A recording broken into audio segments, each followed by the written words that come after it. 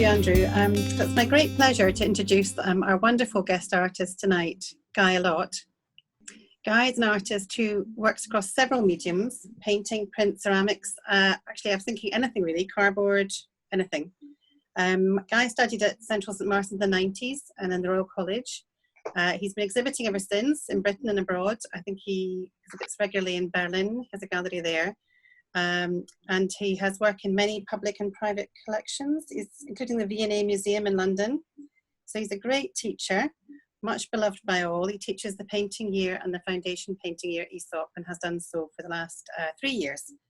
And so he's got a great sense of humour, which I think you'll see in his work, and that's not that common. And I said to him once, and I stand by this, I think he has a beautiful mind. He's imaginative and delightful, and a total pleasure to be around. And I'm absolutely delighted that he's giving a talk for us tonight. So thank you, Guy, and look forward to seeing your work. Yes, so it's split into 3 sections. The first section is that period after you leave art school where you're turning into an artist, which has a name that I really don't like, transitioning, which is a very strange word. Anyway, so I shall show you a few of my transitioning works and then get on to other stuff. So there you go. Warm your hands next to the fire. You'll see a few of this image coming up, and they're kind of warning signs to me to listen to you or something like that. Anyway, this is actually one of the most recent paintings I've ever done. Although it was quite like a lot of paintings I do, sat in a cupboard or on the studio floor for many years, sometimes before I finally finished them off. This is a beacon, as you can see. I used to live in New Cross when I first moved to London as a student, and just near Telegraph Hill. Yes, and there was a beacon there like this. So, on to the next slide. Hello everyone, by the way, if I haven't already said that. Okay, so after I left art school, I started making cardboard hands out of coffee. Yeah, those coffee things that you get from Starbucks and stuff like that. I think it's because I probably had a job in a coffee shop while I was a student. I don't know. Anyway, my hand actually fits into that one. Now, the reason that I actually made a full suit of armour, and the reason was because I'd been in Paris when I was at the RCA. They have a little studio there, and I think it was about 6 weeks or something like that. And I was looking at a lot of the suits of armour and things like that, like tapestries and things with hunting scenes on. And I just thought I'd make my own suit of armour, but this one would be a little bit more reusable, energy focused. On to the next one. I think we see... and it's lasted. Yes, it has lasted, yeah. And so, anyway, so this is... can you see what I've done here? This is a hand waving at you all. So, yeah. I used to make lots of little objects that were all glued together, but this time I just thought I'd sew it together. For no reason other than I thought of it would last longer. Yeah, so that's that. You can see there's a little wind turbine on both sides. Later on, you'll kind of see the relevance of objects being painted on. It's something that I do quite a lot within the painting. Obviously, the painting I'm painting on, and that's an object, but within the subject matter, I'm also painting on an object. Yeah, I mean, I made kind of arrow things that you put your arrows in and everything, helmets. In fact, I had an exhibition where I had some of the cardboard helmets in, and a dog came in and growled at them. So I took that as a compliment, really, that they'd taken on some kind of human shape. Yes, so the next slide. So, sorry, the first 15 slides are this kind of transitioning period after art school where you don't know really what you're doing. But when you're kind of offered little shows and you just try out ideas, really. Because when you're at art school, you don't get the chance to exhibit as much as just faff about in studios. So this was the first exhibition I had when I left the RCA. So this is about 2002. And it was the first time I'd actually managed to put the arrows that I'd made into a wall. So there was 2 rooms in the gallery. The first room just had a glass window, and then you walked through into the second space and then turned around and realized that someone had been firing lots of arrows at you. Apologies for the light switch. There was lots of conversation about whether or not we should paint that out. These are the big conversations in art world things, whether or not you should paint out the electrical items. Anyway, so that was that. The other thing is, I studied print and printmaking, both at BA and MA. And painting was something that I was interested in, but didn't really do. So when I left, I would just, is there a bit of feedback there? No. When I left, I would just find objects to paint on. Like I'd make the objects like the gauntlet, or this happened to be the wall of the office of Rachel White-Reed's old studio. It weighed a ton, and I made 4 or 5 paintings using that wall. So, what have we got here? What can we see? Kind of Islamic, or at least Indian, at least, kind of pattern in the background. Down the side, which is a bit dark on this picture, you'll be able to see Grinling Gibbons is kind of carved things like vegetables and fruit and pheasants and things. And at the bottom is an artist's impression of Neanderthal man or early man from the Natural History Museum. So I was just trying to mix together all these kind of things. And there's a spaceship on it as well. This is about, I don't know, 1.20 meters by 80, so it's a big piece. Painted on, like I said, a big piece of chipboard. Okay, so the next slide image is a little spaceship. Sorry about the resolution on these, but I really like these.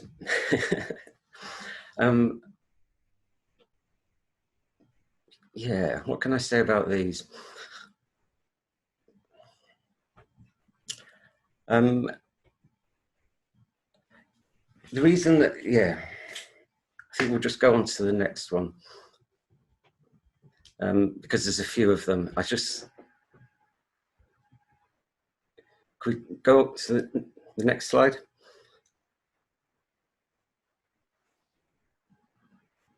Or I'll keep on this one for a bit. Anyway, they were just made out of cardboard and they all slotted together and things. This was before I started giving them characters, which is what I did with a lot of these things. I didn't really think much to them because they were just me keeping my hands busy in the studio. And it wasn't until later that somebody said, you've got to look after these and you've got to exhibit them and things like that. So this is the second one. They're all a bit retro. Whoops, what happened there? Yeah. Right. Sorry about that, slight technical there. That's all right. If we go to the next one now. There we are. Yeah. What I started making these for, like I just said, was just something to do, as it were. But also, I started making paintings from them. And they were quite useful for me to get the shadows right. So I'd get a little angled poise lamp and I'd kind of position it so that I got a dark shadow underneath, and that would help me create it in the painting. Um, again, you can see it sewn together. This one was based on two things. For those that know the north of England, even though I don't consider it the north of England, Chesterfield has a church tower which is slightly skew with, and in fact very skew with, and I'd seen it and thought about it, but it was also the time we lost Concorde as well. Again, living in southeast London, as some of you might know, Concorde used to fly over at a certain time every day, and so if you turn it on its side, it looks a bit like Concorde, or at least the nose end. Yeah, a little bit. The view that is now painted on it, which I'll probably come back to talk about later, but this was just a generic kind of view of, you know, grass and sky and everything. But in the painting that comes from this, it's a village called Warren Percy in near York, which is a kind of a medieval village. So I was kind of looking at things that were very personal, that I kind of knew about, and then just mixing them up in the way I do. So the next picture, please.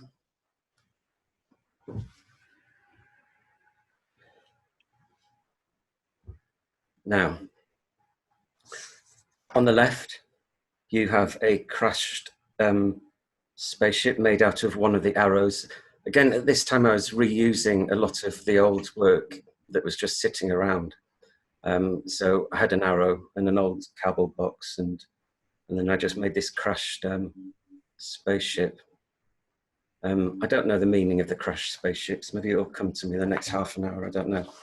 But next to it is a dry point etching with the title, "The point of the needle is really blunt." I even wrote some notes on what that means. But if I read those, I won't be able to concentrate. Is that an etching, Guy? It is an etching, yeah. Mm-hmm. The point is that under an electron microscope, the point of a needle is very blunt. And this got me thinking about the atom bomb and blunt tools in terms of like a dry point etching tool, and how blunt you could be in making a message, and also how blunt an atomic bomb was. Very different things, obviously, but yeah, that's just a dry point etching. Right. So I was trying to think about, you know, global politics, war, big things like that, as well as just make my small little point about the dry point needle. Someone's asking the reason you're stitching the objects together? Just so they would last longer, than gluing them together. And also because I wanted the gauntlet to move as well. Like I can actually fit my hand in it, you see. So, yeah, that was the only reason.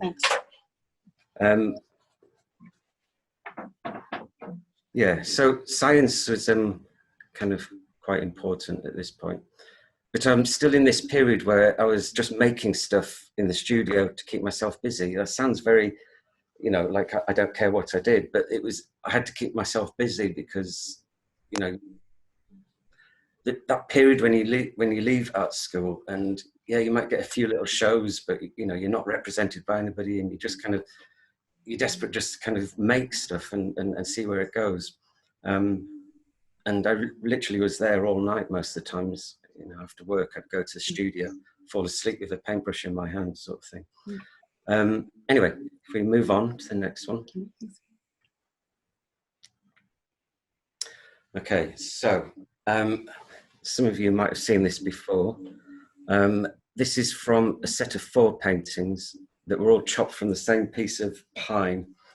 The pine's probably about 2 inches thick or something like that. And I had this idea of who the last 2 people on Earth would be. So in this instance, I thought the last 2 people on Earth would be this flower and this lady. It's called The Lady in the Flower, and it's called that after the tapestries in the Hotel de Cluny in Paris, which are those red tapestries that are about the senses. Yeah, and I kind of knew this figure anyway from an old book that I'd had when I was a kid and stuff. So anyway, next one. Again, sewing and gluing stuff together. Being an old hippie at heart, probably, maybe, sort of.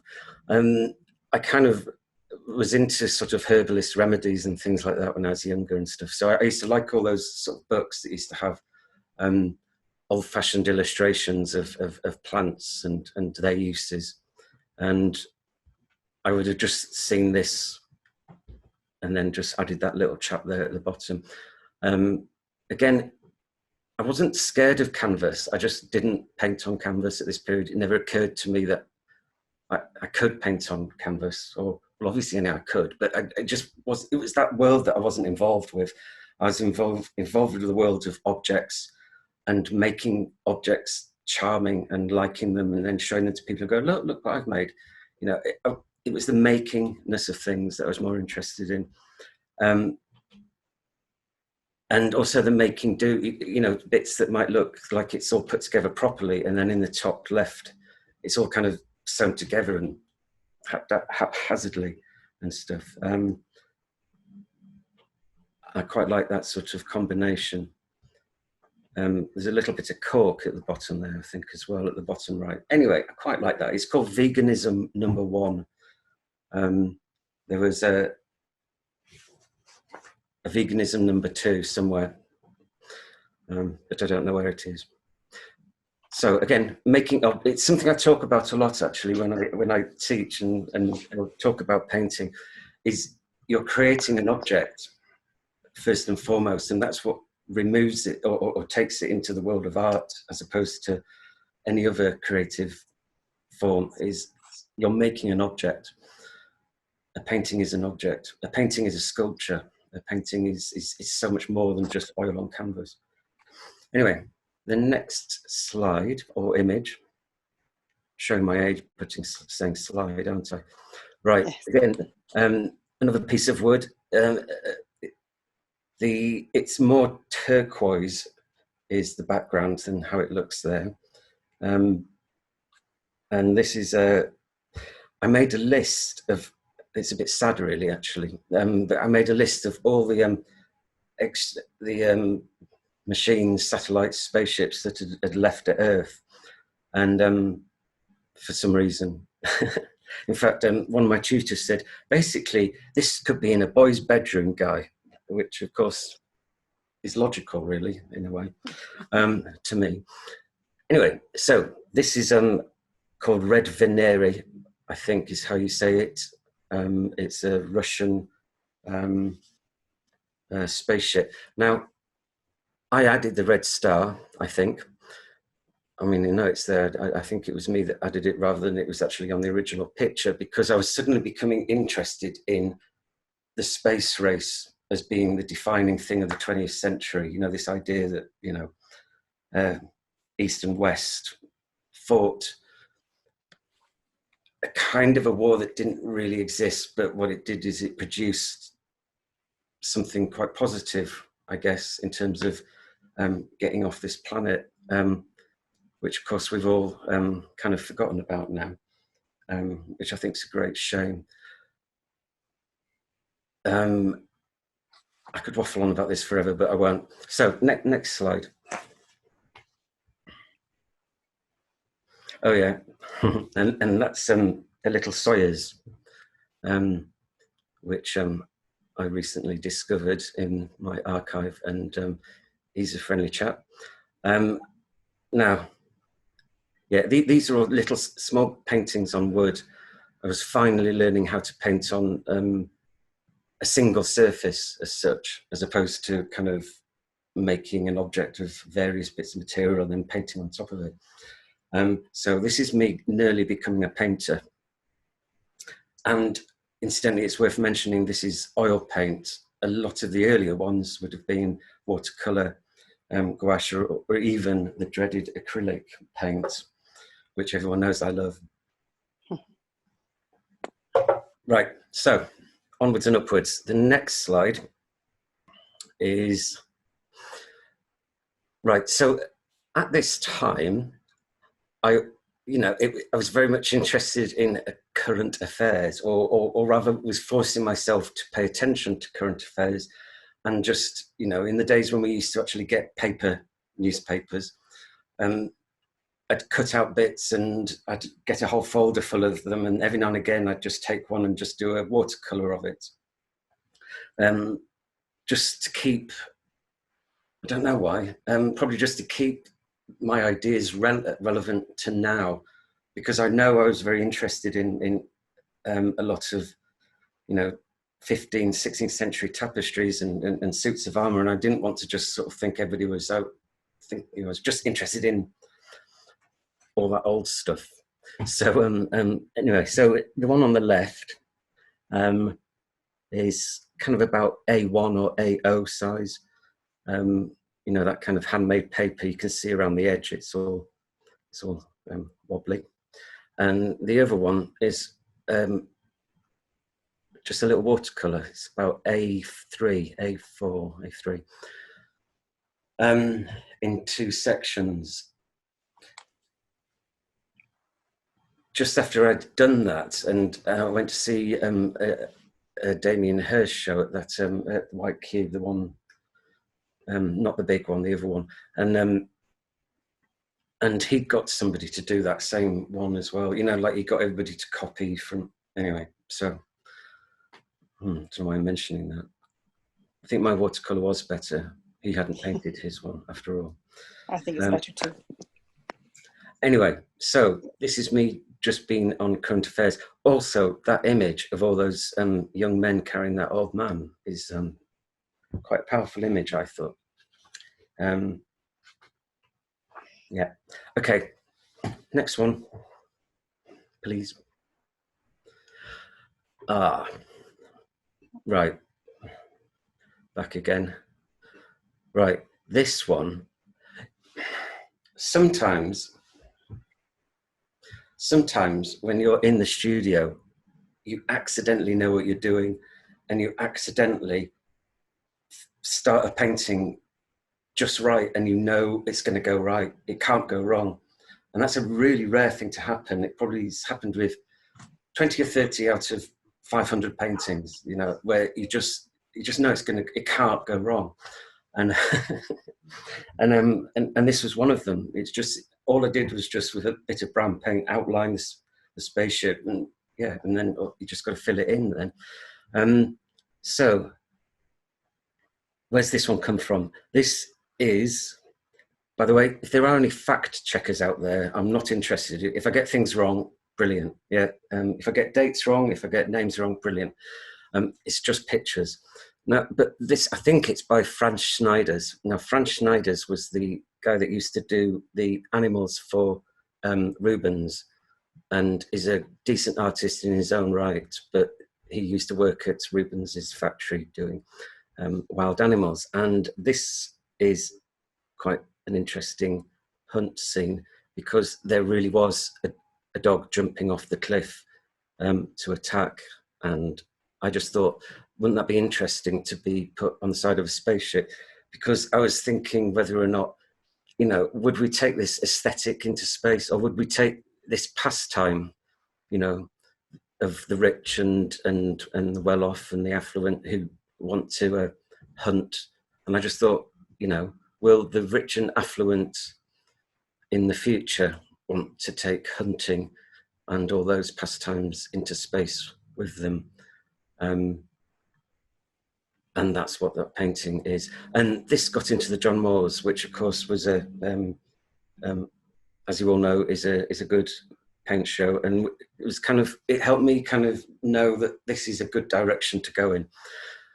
At the same time, What year was that in? 2004, probably 2004, 2005.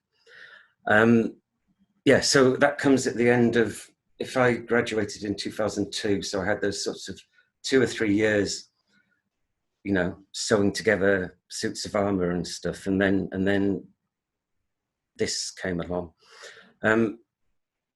It's got 2 eyes, a nose, a mouth, and that red fin is meant to be his tongue sticking out. So I was trying to, because obviously it would stick out if you were going at 50 million light years. So I just thought, ugh, like that. Anyway, so I was trying to be a little bit funny as well, rather than too serious.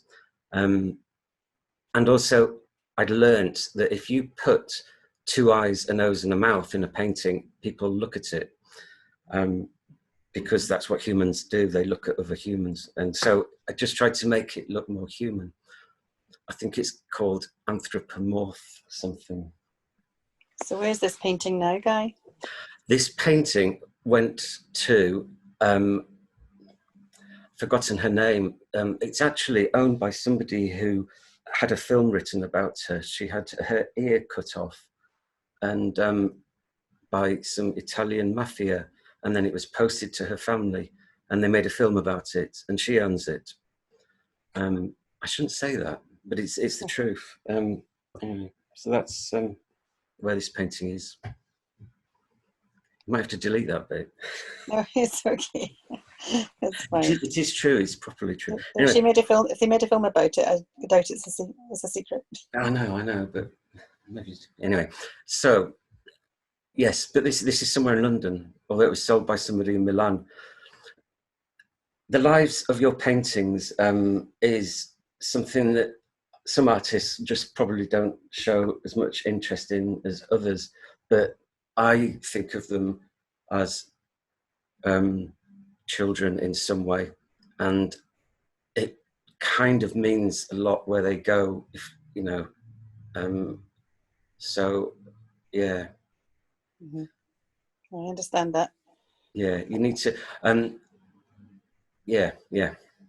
This isn't the first painting I said goodbye to properly. That one's about to come up. But you get to a stage where there's somebody you don't want to let go. But I was given some advice by Mark Dion years ago. In the what's that club opposite downstairs, opposite on St Martin's, opposite St Martin's and Charing Cross Road.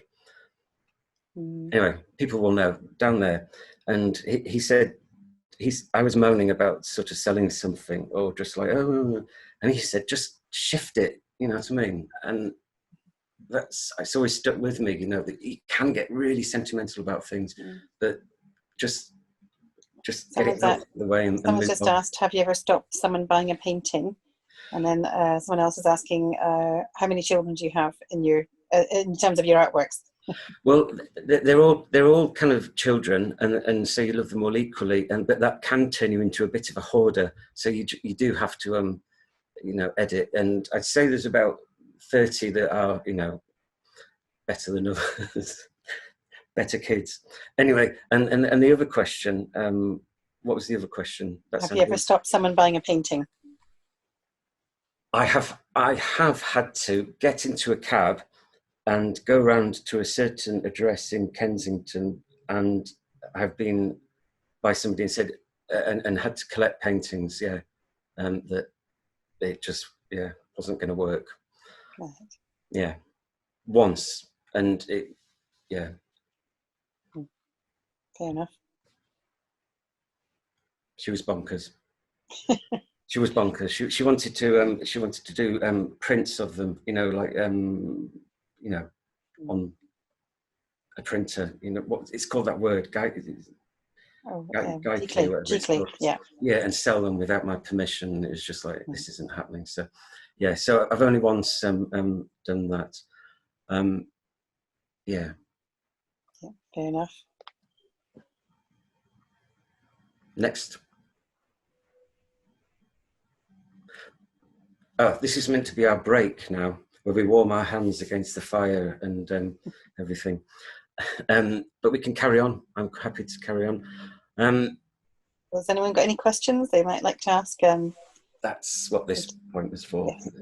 Would Dan Coombs, would you like to ask a question? Don't make it difficult.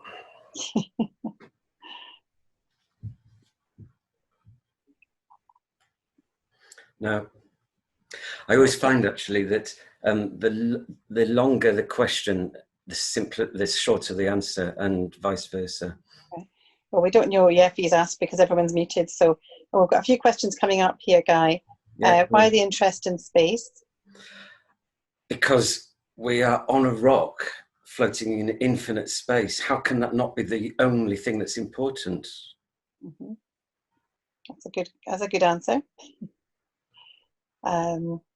Someone said, Tracy said, pareidolia is when you assign human characteristics to objects. I'm interested in your use of motifs. Would you like to comment on that? The dreaded word motifs. I don't have any motifs. I've heard you use that word in class, motif. I know. That's why I'm joking about it. Motifs, what are they? Yeah, exactly. I've talked about motifs and tried to make people aware of them. Do I have one? That's not for me to. That's not for me to say, really. I think that, hi, Guy, I think they're trying to clarify what they meant by that is, do you have motifs in terms of certain objects that you reference in your work? Do I have certain objects which I reference in my work? I mean, it's all art historical in some sense. I very rarely look around a room or look around the street and go, that's relevant. You know, it's all art historical. It's all references to things that are about communication and evolving and climbing and and progress, really. You know, it might be a ladder, or it might be a torch, or it might be a pair of binoculars. It's all about looking, really, isn't it? I think somebody's actually asked this question, which makes me also curious because we're talking about this. And I tend to agree with this kind of question in terms of, as a child, did you play a lot with the Lego pieces or use that kind of medium to kind of start expressing yourself to get to where you are? No. Yeah. Of course. I tell you, once I saw my nephews and nieces playing with my, obviously redundant toys like that, and I was mortified because they were obviously mine. But I had all that Lego, but I never had Meccano and all that sort of thing. It was just Lego. I'm not sure what they talked about, but do you have a preference for things like science fiction, or are you a Trekkie, or? No. And that's a really important kind of conversation, because you will notice as we move further on, there is more space stuff. I almost have got to the stage of, however old I am, I can't even say the word spaceship because I just feel like it's it's silly. But there's a reason. I was just interested in travel, and I was interested in the politics of the 20th century, and it was the end of a logical conclusion to kind of go, okay, so, right, we've got this thing in space, right, so what's it mean, and all that, and how can I play with that idea and things like that. So I used to do sort of paintings of, 1960s and 70s front covers of Time magazine, where it would have Apollo and Soyuz meeting in momentous occasions and joining up and stuff, so and then a load of those sorts of lithographs and such like in books of that would be signed by Arthur C. Clarke, and his vision of what the moon would look like once we moved there, with all these mountains in the background. And we forget how recent that was, that they illustrators were putting mountains on lunar views, and it's just like it just isn't like that. Like jaggedy mountains. Yeah. And so the times we live in are just moving so fastly. And I know this sounds silly, but because times have always moved fastly wherever we are, but we forget that recent history is not that far away. For example, like Google, like Gmail, has only been around since 2004. And like, you just think it's been there all your life, but it's, so anyway. So, all right, that's quite interesting. You said that. So, in a sense, you mentioned, because what you're talking about, those of us who are a bit of the older generation will understand. When you mention Arthur C. Clarke, that's 1960s, 1970s, reference in science fiction. Then you talk about Google. So, do you use that kind of image as a touchstone to keep you grounded, or as an artist, or?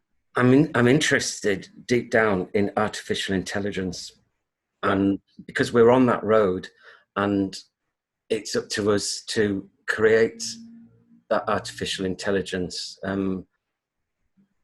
because it's happening whether we like it or not. In fact, even in my emails, I don't know if it's the same for everyone. It actually writes my emails for me almost now.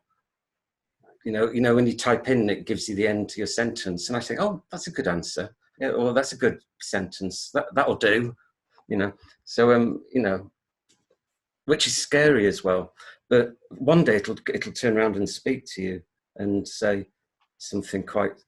I think my phone does that already with Siri and all that. I think she listens to everything I say. So Yeah. So all this kind of these early references, you know, it's all. Even if you think back to the suits of armor, you can almost think of the underwater suits that they used to wear with the big lead boots and stuff. And also coming up to robots, it's all part of the same thing in a way. It's we're trying to make something in the image of ourselves, and that's what the robots were, and it's what the suits of armor are as well. But intelligence has gone somewhere else. We made this image of ourselves redundant in the 20th century, I feel. You know, it won't be something in the image of mankind that makes it off this planet, but it will be an object from this planet. Do you know what I mean? You know, it's yeah. So just Someone before, can say it cleverer than me. I just make pictures. just before we go forward, just because you mentioned we're trying to make an image of ourselves and robots and all that, and that might be a bit personal, but what's your concept of God or godlike figure, or do you think there is anything like that as an artist? Well, I'm just thinking, you know, no. I think about all these things far too. Well, actually, I don't think about these things far too much. Although I have had a conversation with somebody about this, and they said that, well, basically, God's evolving, and there you go. That's my answer. fair enough. Right. Thank you. Thank you. Right, next one. So we've got anyway. So right, the whole point here is. This is one of two, maybe three paintings that I have permitted into my slideshow. And right, this is, I quite often cry in front of paintings. It's really embarrassing. And what I have to do is just kind of find the toilet or just hide myself in a notebook or something. Just like, I'm crying, you know, which is what I'll do now. But this painting nearly knocked me over when I saw it. It was part of the Art in the Age of Tolstoy at the National Gallery, Sainsbury Wing, 2004, probably, 2005. And it's a painting by Ivan Shishkin, who people who have heard me waffle on will have heard me waffle on about. That this painting just is a good painting because it's so simple, and yet snow, which is so light, is so heavy on this tree. I just love that contradiction. And obviously there is no tree that could grow on the edge of a cliff there. So the whole thing is completely not what Shishkin did. We see always painted forests as you saw them, but this was just, it's so symbolic of something else. That basically, this was my eureka moment, really. I just kind of knew that I had to just paint single objects in some way affected by their surroundings, you know, and then everything fell into place. So what happened next, I haven't got the first painting I did after that, but hopefully the next painting will show you. Yeah, these are kind of in the wrong order, but there were 20 of them, and they were part of a show called The Space Race. It was kind of influenced by the sorts of buses and trucks you'd see at free festivals or in the 1960s in California or whatever, you know, where somebody had painted a scene on the side of it and stuff. Because I used to go to loads of free festivals. Best time of my life. Not the best, but you know, I mean, it was really good fun. Anyway, so this painting here, I painted a view of, it's up past, it's near Malham, near somewhere called Gordell Scar, which is somewhere that Turner went and various other artists went, because it's like a mini me Grand Canyon, a really mini me Grand Canyon. And it was the idea of like this object. Yeah, anyway, that tree painting by Shishkin was the whole reason I did these. So you've got the ladder, which is like a tongue sticking out. This one lives in a really nice house of an architect in near Frankfurt.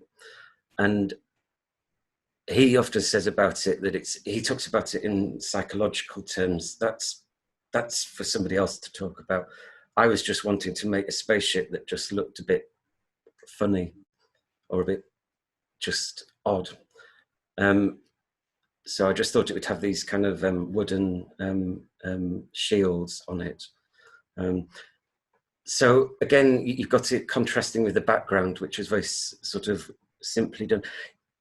By the way, this is when I started using oil paint continuously.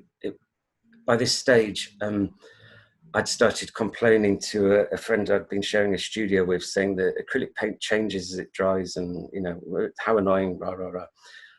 And they said, well, use oil paint because it stays exactly the same as, you know, when it's wet as when it's dry. And it was like being handed a magic wand, really. It kind of did exactly as I wanted it to. You can do all that kind of wash behind, and then you can add more on top. And this is when I started to also use models to make shadows and things. So that I was continuing with those little models as well. So this one was number, I don't know, 12 probably. Did you build a model for this one, Guy? Someone's asking, did you build a model for this one? Yes, and I recently threw it away, actually, cut it up. It was a really bad model, this one. It wasn't a dead good one. But yeah, the next one. Right, so this one was number 3, no, not 3, could have been number 4 or 5. And I think I just thought, let's make a snowing one in snow, because I suddenly realized I was making a series. Then I had to suddenly go, okay, so, right, well, we've got to do the seasons if you deal with series. So this was a snowing one. I have no idea where that is. Isn't that interesting? I always thought one day I would forget a painting I've made. That's kind of an ambition I still have, to make so much work that I forget what I've made. And this, yeah, I don't know where it is. I was going to say something else about it. Can you see it's been cut, not cut, it's been sewn together. Oh. It's 2 pieces of canvas that are sewn together. This would have been done purely for economic reasons and because I hate waste. And it's an extension, I've not really thought about it until now, of the sewing together of objects. I still wasn't 100% comfortable with the straight oil on canvas kind of painting. There had to be a madeness about it. Anyway, so this is just one of the designs, and with a waterfall on it. I could talk forever about waterfalls, but that's another talk. Right, there's another one. This is my Buddha. He's somewhere in the Catskills, which is just kind of between Pittsburgh and Connecticut or something. I don't really know that part of the US. Anyway, and the view was somewhere in the north of England, I imagine, what with me being a northerner. I kind of quite liked the fact that I'd used all these kind of natural colours and then done these yellow and black stripy legs, like in hazard colours. And then, of course, the turquoise ladder being my kind of favourite colour. And that's that, yeah. So it was a series of 20, and they were all in the same show, and it was called Space Race. So there should be some more coming up. Oh, that was number 5. I decided that I needed one that was like an electric guitar, you know, like a spaceship that Alice Cooper lived in. I know Alice Cooper just likes to play golf, and it's just like a hat he wears, and he isn't really Alice Cooper. But if he was playing Alice Cooper, he would live in that spaceship. Yeah, and that's the Grand Canyon behind again. But the view again is just up a ravine at Gordale Scar, I think. Yeah. So would you ever use photographs as references, or well, these? Yeah, I mean, they're my photographs that I've taken when I've gone there, and you'll see in later work. I have to have gone to most of these places, otherwise it wouldn't be of interest, really. Okay, so this was the first painting I did where I was really late in the studio, and I just thought, and you know what I did? I took what would be now called a selfie, but back in 2005 would just be called standing with a camera holding it like this. And because I just thought, I just felt really good about this painting. It felt like it was my own, nobody else's. And it was kind of resolute in its sort of standing where it was. So I was kind of quite pleased with that. Yeah. And this was sold via email, can you believe? It's somewhere in New York. And that's all I can say about that one. Oh yeah, and there's close-up slide because I thought that might be of interest. Again, look, the faces and everything. You know, it's not really shock or surprise or anything, but it's kind of something. At this point, I wasn't painting like Monet. I was adding glazes to make the shadows and things like that. If I was painting like Monet, I would just paint darker brown where the shadows were and things like that. But I wasn't that clever at that point. And also you can see the highlights on the right-hand side. I was just using white paint. I wouldn't do that now. I would just use a lighter shade and paint it, you know. In my 40s, probably my 30s even, I grew to really like the Impressionists. They're very good. Well, your sense of colour is fantastic. I mean, I think that that really comes across in the painting. It's really enjoyable to look at. Yes. I shall be 2 seconds, literally 2 seconds.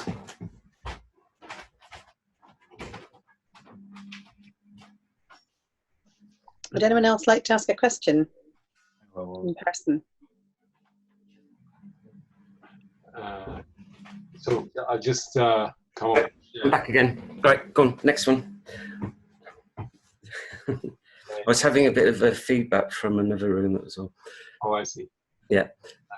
I was asking, where's the landscape location, Guy? This one is quite often the background is fictional, but the other one isn't. And I don't know. It's far too long ago to remember. Mm-hmm. You partly make it up as well. I make up everything. I make up everything I'm saying now. If there's any fact checkers here, you remember that Hillary Clinton and Donald Trump when they went head to head? And all Hillary Clinton, bless her, said was, go to fact checkers, go to fact checkers, go to fact checkers. So I'm going to do the same. No, I'm going to do the opposite. Don't go. Look, if I make a mistake, then that's fine. I'm allowed to. It's art. You're the author, so you're allowed to say what you like. Well, it's actually the freedom of being an artist. Mm-hmm. It's really important. Now, this painting, you saw the earlier thingy, little model, and this was the painting that came out of it. I was particularly pleased with the subtlety of the red sky, because red is a nightmare to work with because it's the most stubborn colour you'll ever work with. It just says I'm red and I'm staying red and I'm red and that's that, and you can't do anything with me because then I'll be orange or I'll be pink, and then it's not red. Whereas blue, it's like way too many blues. So red's a really difficult colour for me to work with. So what I was trying to do with this painting is balance out the red sky with the green of the sort of the ground of Warren Percy, which is that medieval village I was talking about in the Vale of York, and then balance which of course we know are opposite colours, primaries and secondaries, and then the blue and the orange balance out as well, because that is a primary and a secondary colour, and then use browns, which tend to be, when you mix primaries and secondaries together, you get those kind of neutral tones, and that's what the background was trying to be. So it was really me. It's quite right, Alison, when you talk about colour being quite strong. This is when I was really learning about how to just be as reductive and as simplistic as possible with colour, and to really understand how to use it. So that's that one, and I think we get managed to create terrific atmosphere with it. And Sharon's asking, she's reminded of the filmmaker George Melly. Don't know if I'm pronouncing that right. Has Guy seen his A Trip to the Moon? I'm sure I have. I'm sure I have watched it once on YouTube or something. Yeah. And Tracy is saying it's like being transported somewhere otherly, different. Otherworldly. Yeah, I understand why people think that, but I don't look beyond just the object, really.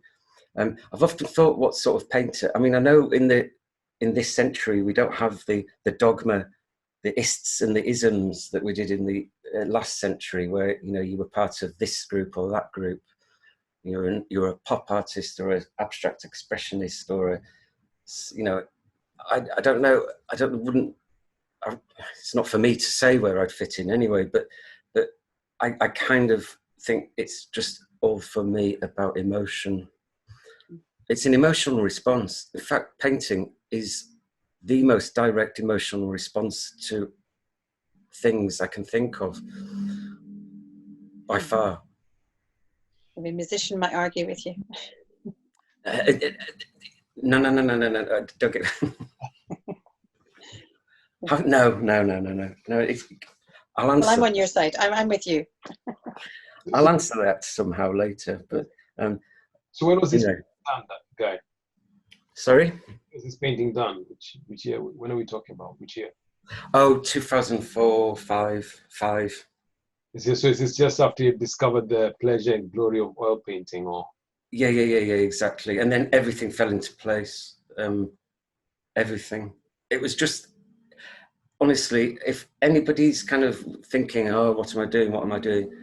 My answer is just keep looking. You will. It might take you 2 years, but you've just got to walk through the forest of images and you will find the thing which puts everything together for you. But you've got to find that yourself.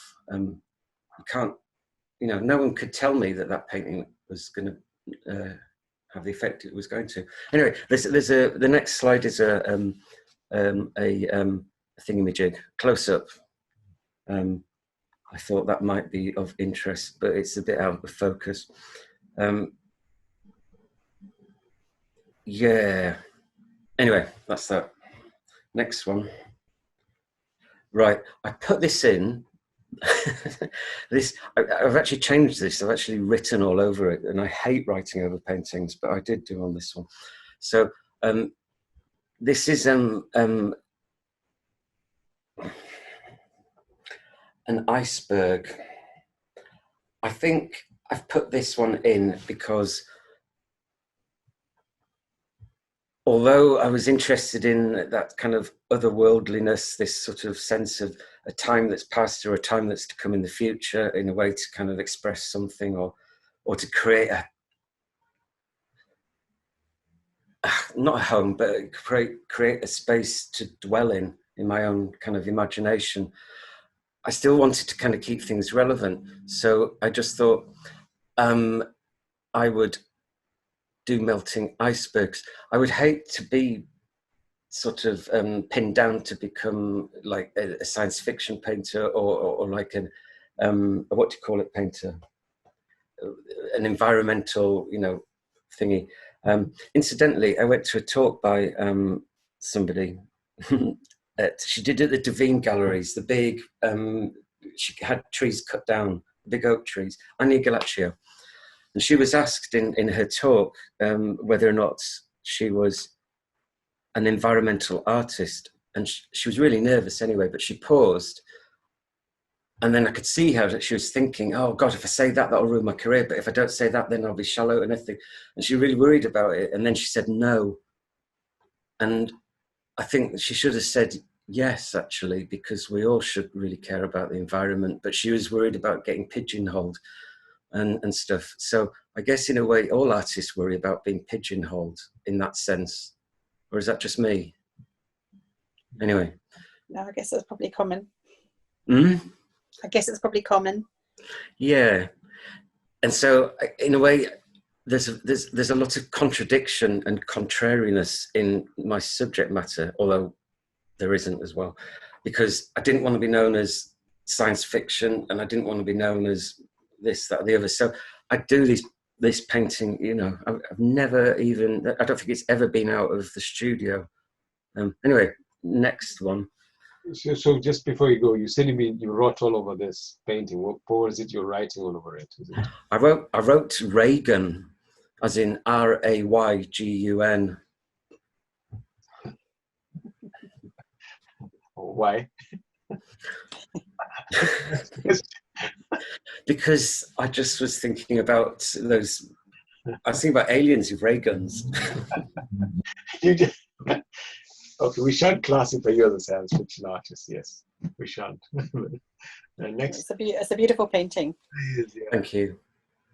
Oh, I could talk about, and we won't have time, but the whole concept of landscape painting from Central Europe and how it kind of spread with the idea, the philosophies of romanticism and stuff, and it spread to kind of Russia at the same time. When Shishkin was painting, it also spread to America when the West was opening up. So you had people like Bierstadt, who was German, who would then go over there and paint those huge scenes from the Grand Canyon. So all these kind of referencing those massive landscapes, which were actually on show at the Tate about the same time as the Tolstoy show. And they had all the big, big landscape paintings with curtains next to them and stuff. Did anyone see that show? Yeah, it was about the same time.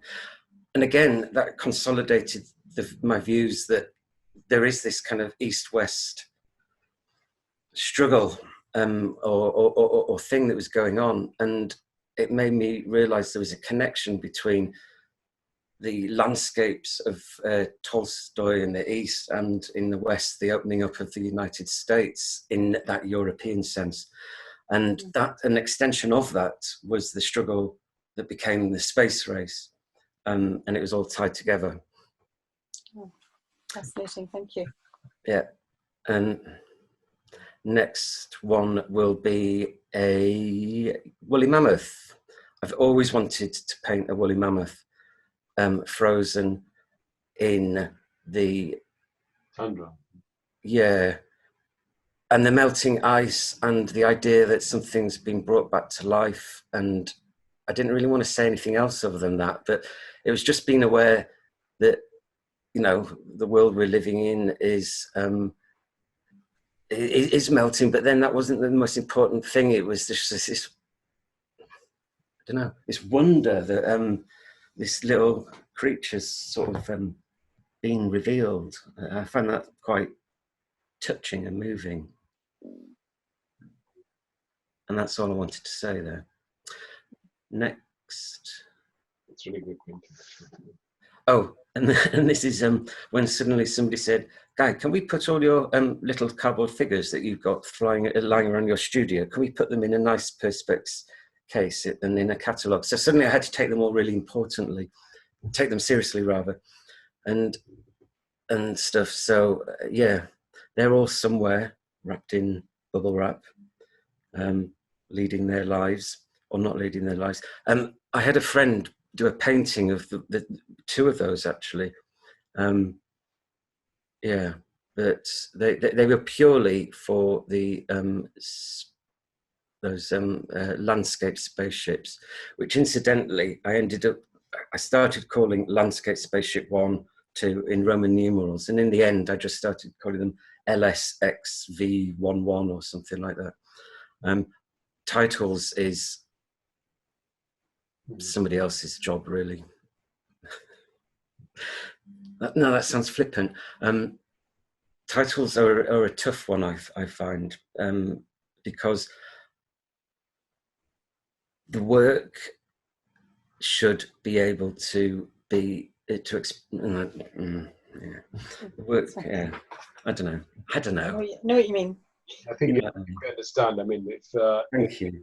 As parents, those who are parents, they live and attest to this. When you get a child, it's very hard to name. You have to think a lot. What do I call this child? How do I label this child for the rest of their life? How do I dare label them? And you mentioned your paintings are like your children. So yes, I think everyone can understand titling. Yeah, and it's also, you get judged on that. I think Rachel Whiteread, she must have a sense of humour, because she'll call it untitled, but then brackets what it is. I think that's some of the best titling ever. So if it's like a blue mattress, it'll be untitled, then in brackets blue mattress. And you just think, why don't you just call it blue mattress? You know, but there's the untitled beforehand, which I just think is interesting. It's almost mannered in a way. Anyway, so these are all in somewhere in, not quite Paris, because Paris is quite small. You always forget that bit around Paris isn't Paris. So this isn't Paris, but it is France. Next one. Now this is the Great Lost Bear. This I shouldn't say, but I think the gallerist didn't hand me this one back, and I think he kept it. But I shouldn't say that. This is a polar bear that went missing. And I'm not saying anything else. Yeah, that was, again, making these little wooden models. Marlo says brilliant. Thank you. It was rather lovely. I actually really liked that figure. On the back, it was all crazily painted in sort of, you know, stuff. There's quite a few wows here. Yeah. I'd have kept the bear too if I had a chance. I made a cardboard version, and then this one's made out of chipboard, and then it's just oil paint on top. Not chipboard. Yeah, just sort of wood. Yeah, it's amazing. I suppose, in fact, no, I know why I did him. He was to stand in front of the painting with the icebergs. Mm. So originally, what was it called? It's called Polar Bear, and now it's called the Great Lost Bear. Yeah, I think I called him Lost Bear since he went missing. It really is powerful. Yeah, I quite like him. He's all right. Yeah. I did loads of paintings of these bears as well, sort of walking through kind of heated deserts and stuff like that. I guess it's kind of, yeah, you know, it's kind of an environmental comment, but it isn't. It's out of placeness as well. And there is that sense within, you know, artists always feel that anyway. It's a cliche, but we do. In fact, it's the Creekside thingy last year, and somebody stood up and said to an audience of all the artists, and says, you know, all you that work in isolation. And I just thought, oh God, yeah, that's us. We're just working. We're kind of, you forget how isolated us artists are, you know. How big was it? How big was this? As big as an Evian bottle, 27 centimeters. Okay, next one. There's a break. Oh, that's a break, but we can carry on. We've got quite a few questions actually, so yeah, questions. Oh, I'm just going back. Someone saying she's an art teacher and she'd like the bear for her art room to inspire her students. But I think that's not going to happen. It's gone. Did you say it's gone? It's been kept? Yes, it's gone. It's stood on a shelf somewhere. And someone's saying that your landscapes remind them of the Ruskin and the Sublime. And Caspar David Friedrich for someone else. Would you like to say something about that? Yeah, I mean, when you think of Caspar David Friedrich and all that period, not Ruskin, but those painters, they were what I consider paintings from Central Europe at that time, when in philosophical times that was the prevalent philosophy, was Romanticism. And so it kind of, yeah, I guess they are. The thing about Friedrich, he was a really good amateur painter. If you look closely at them, he could be painting the side of a barge. They're not that good. They're not that interesting, really. Gosh, right, that's contentious. Possibly, I don't know. Everybody else is. I like that. No, they're fine. They're fine as pictures, but really look closely at them. There's the actual life in the paintbrushes, and you know, it's not for Lascars. Right. Well, yeah, very few people are. Yeah. So, someone's asking the emotional response you have when you're working. Is this because you're inspired and then you create, or can you create without being inspired? I don't understand that question. Inspired. If you mean, well, everything. I think it was in relation to you feeling an emotional response in front of other painting. Maybe I think if you are in touch with yourself and you're emotional, you could paint a broom handle and it'll be there if you've got that connection. And do you wait to feel inspired before you start painting, or do you just start working? I have far too many paintings unfinished to kind of, you know, that I need to finish. That doesn't answer the question there. What was the question again? Well, I'm adding my own version to that. Do you when you go to the studio, do you wait till you feel inspired, or you just go, just paint? I don't know. I think that sounds like a really odd answer, but I really don't know. I don't sit there and wait for.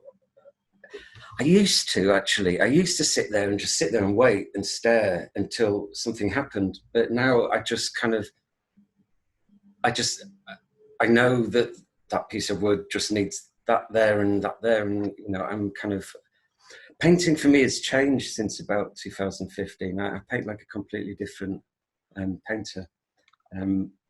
Yeah.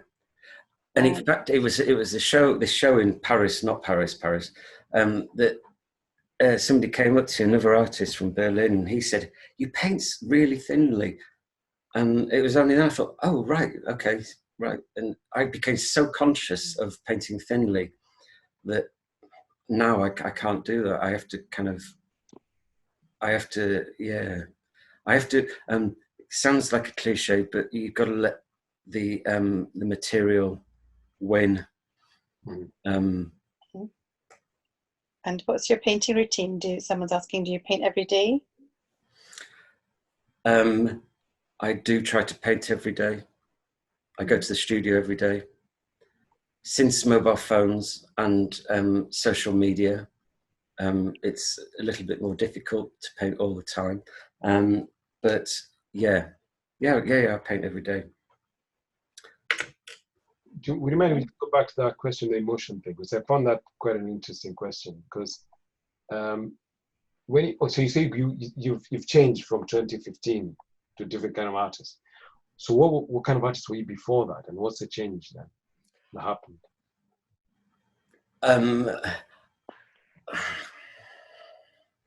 I don't know. I think it's just understanding the materials and not believing the myth of the material as well, and not being kind of so sentimental, which I never feel I have been, because art cannot be sentimental. It doesn't work as a sentimental pastime. But I think I started to. It's just about the paint application, the way you just, yeah. It's hard to explain. You'll see in the later work, it's sort of more aggressive and not so scared of and just getting things right. I mean, sometimes, you have to just watch your heartbeats when you're painting, just so that it doesn't, if you're doing a fine detail. Now I'll just go like that. I suppose the question then comes to them, because you don't kill the painting. Yeah. Or it kills me. Because it's a fight is a painting as well. Sorry, say that again? It's a fight is painting. Oh. Yeah. Sometimes, right, when I'm painting, I'll actually literally be painting and then I'll turn around to walk away and I'll just go and it's not expecting that one. So I think the question is valid. There is emotion in your work then, isn't it? And emotion does play a factor in the way you get inspired. Yeah, too much. I remember when I was at St. Martin's and somebody, I told this story before, so people have heard it, but when I turned up and your fellow students on the first day were all kind of looking through your sketchbooks, and somebody said, "Oh, you're so honest." And it's like, "Oh, you mean I have a choice? Like I'm allowed to lie. Okay, this is my lying sketchbook." It just didn't make sense. So I've always just been not too honest. I'm not going to show you my bed and stuff. I'm not Tracy, but and I don't think that's true anyway, that bed. Okay. So have you ever done any work without being inspired? Not being inspired, no. There you go. Yeah. Yes. Right.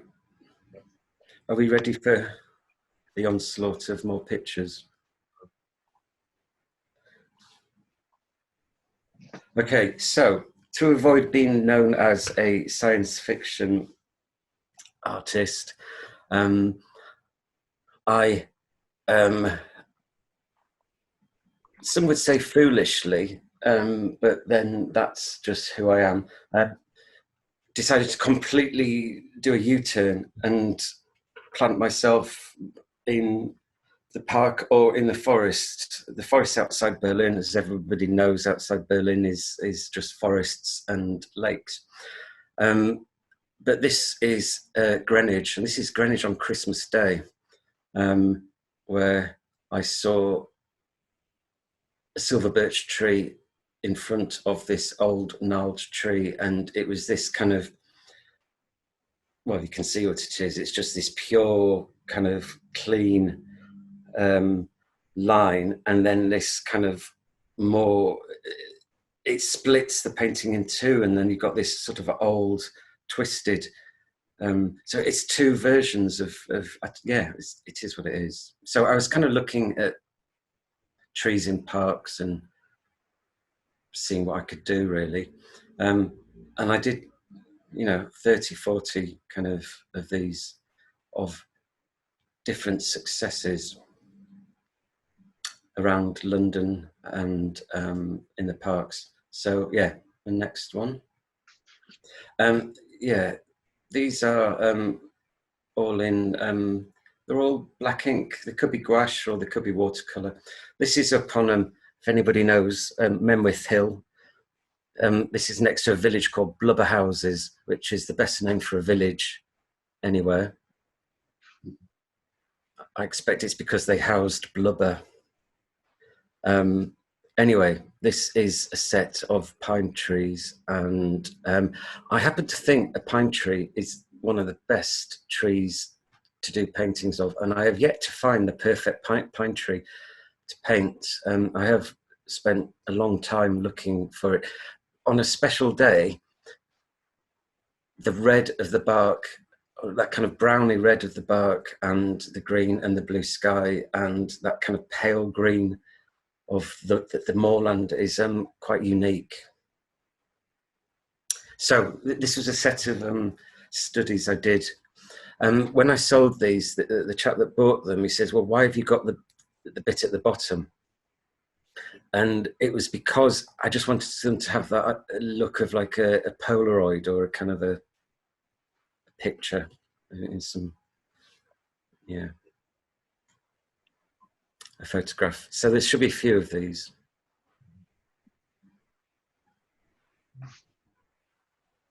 Next one. Oh, well, this is a painting that came out of that watercolor. So I kind of went to Kew and to Hampstead Heath and various places, just sort of taking pictures and then painting in the studio. This is all kind of painted very quickly, that wet on wet type of painting. And it's rather good fun. I'd never really painted like this before. I'd always done like the background and then put anything in the middle ground and then the foreground and then built it up as it, you know, creating that space or learning how to create space in a painting. Whereas this, I didn't need to. I kind of knew it already and I could just do it all in one go because I knew how space was created, the myth of space in painting. So, yeah, it's quite good fun to do those. They're beautiful, Guy. Sorry? They're beautiful. Yeah, they were fun and they were quite attractive. I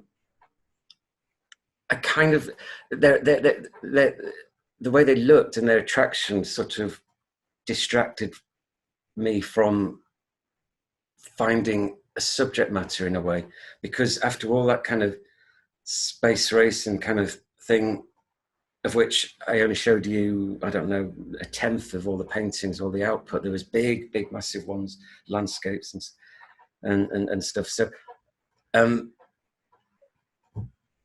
yeah, I just, it was all about just enjoying painting as opposed to having to put any other input into it. I mean, they soon became so idiosyncratic that you know, you could tell they were mine, sort of thing. Anyway, das ist das.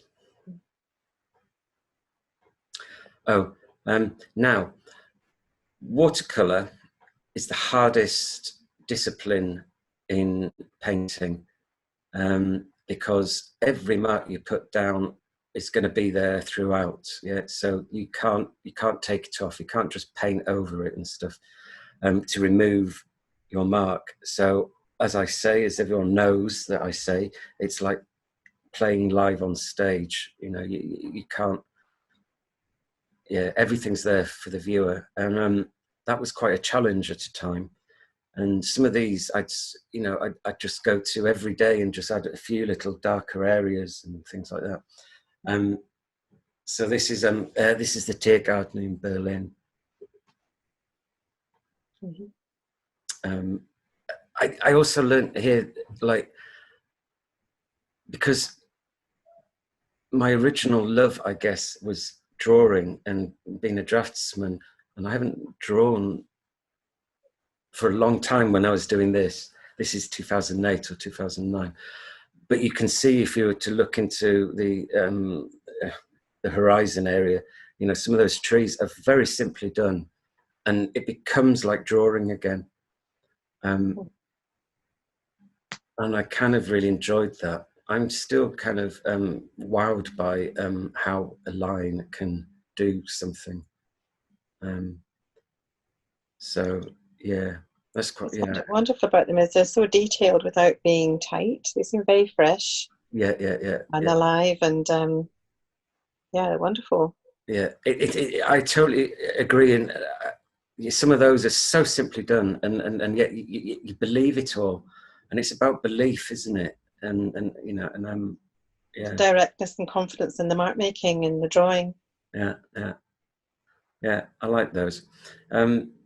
I think the next one is yes, Paris. This is the Bois de Boulogne, an area you shouldn't frequent late at night. Or during the day, actually. I had a few surprises walking around there, I can tell you. Now, I kind of quite like this one because I managed to do that really difficult thing, which is called light, without actually putting any light in the painting, just by the darker areas. These things used to really torture me, by the way. I consider this almost just too difficult sometimes. I think that there's very few people I've seen that painted trees in this fresh and detailed way. Like Hockney might be one of them, and yourself. You know, I think I put you together. If you don't mind.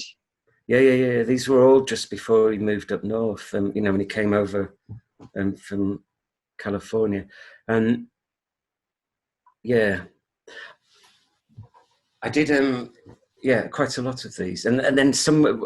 I started doing some details of trees where a branch had been cut off, because I just thought, how can I add my voice to an image of a tree? So I was looking for the quirkiness in a tree. To do a painting off, but these were just straight studies, and it was purely, literally, to counterbalance the kind of the science fiction-y side of things, which again I was learning was linked to landscape painting and romanticism anyway, was science fiction. And these are watercolor, not drawing ink. You know, I'd have to go inspect it. I would say this is watercolor. Yeah, no, I never used those inks. This is actually Somerset paper. It's the one that's called newsprint. So it's that kind of off-white one. Again, I was always really not scared, but didn't enjoy the white surface, and that's another reason why I sort of, it took me a long time to paint on canvas. I'd always paint on an object, so I didn't like that sort of rectangular, you know, primed canvas at all. I'd always find, you know, mess it up a bit, or find a disused piece of material or something like that. So the next one should hopefully be another watercolor. Yeah. So these are smaller, and this is outside Berlin. No idea where this one is. I mean, I know where it was. It was in a place called Grunheide.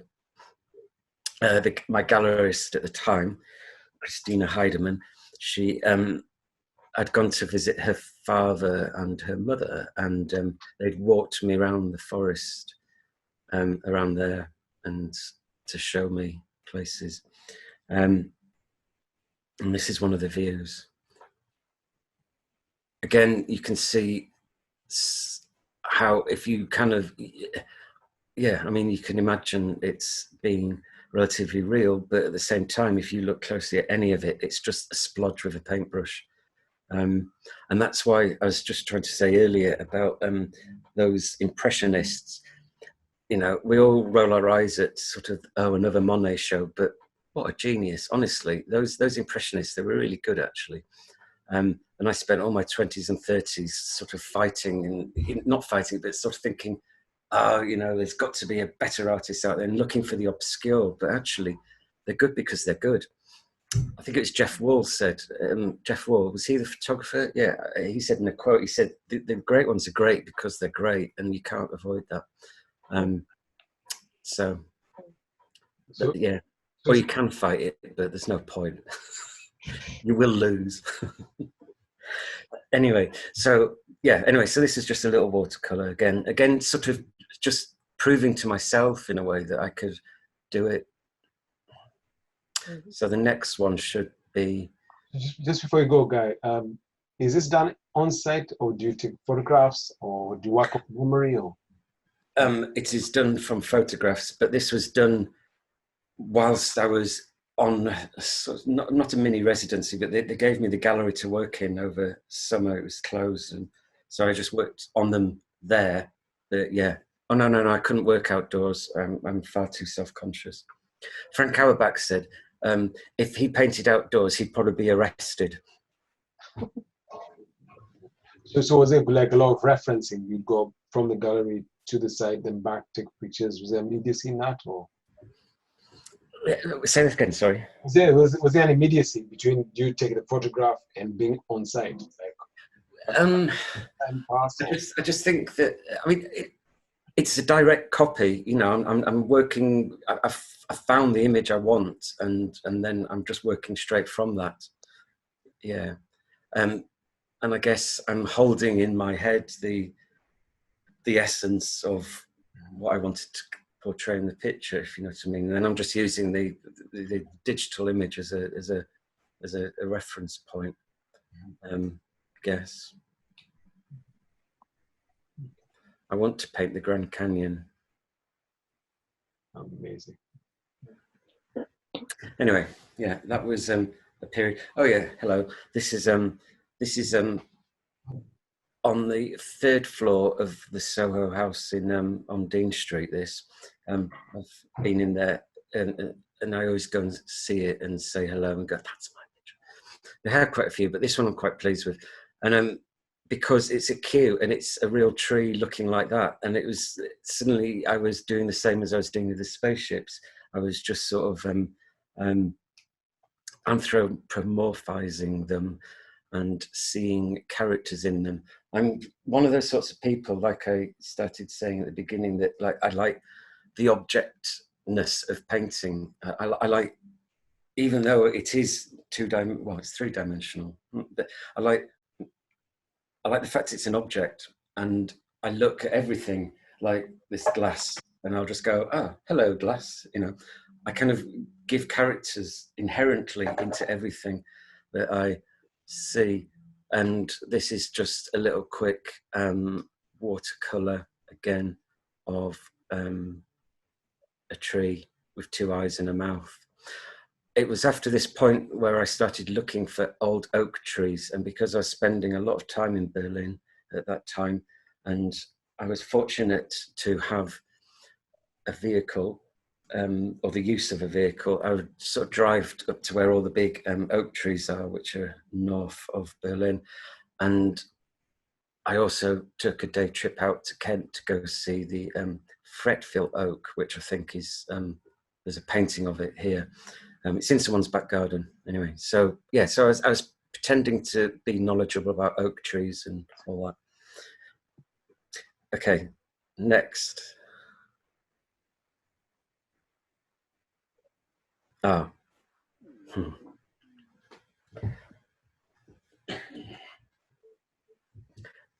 This is a painting of my view out my studio window just before the Olympics, and I happen to think it's my best painting.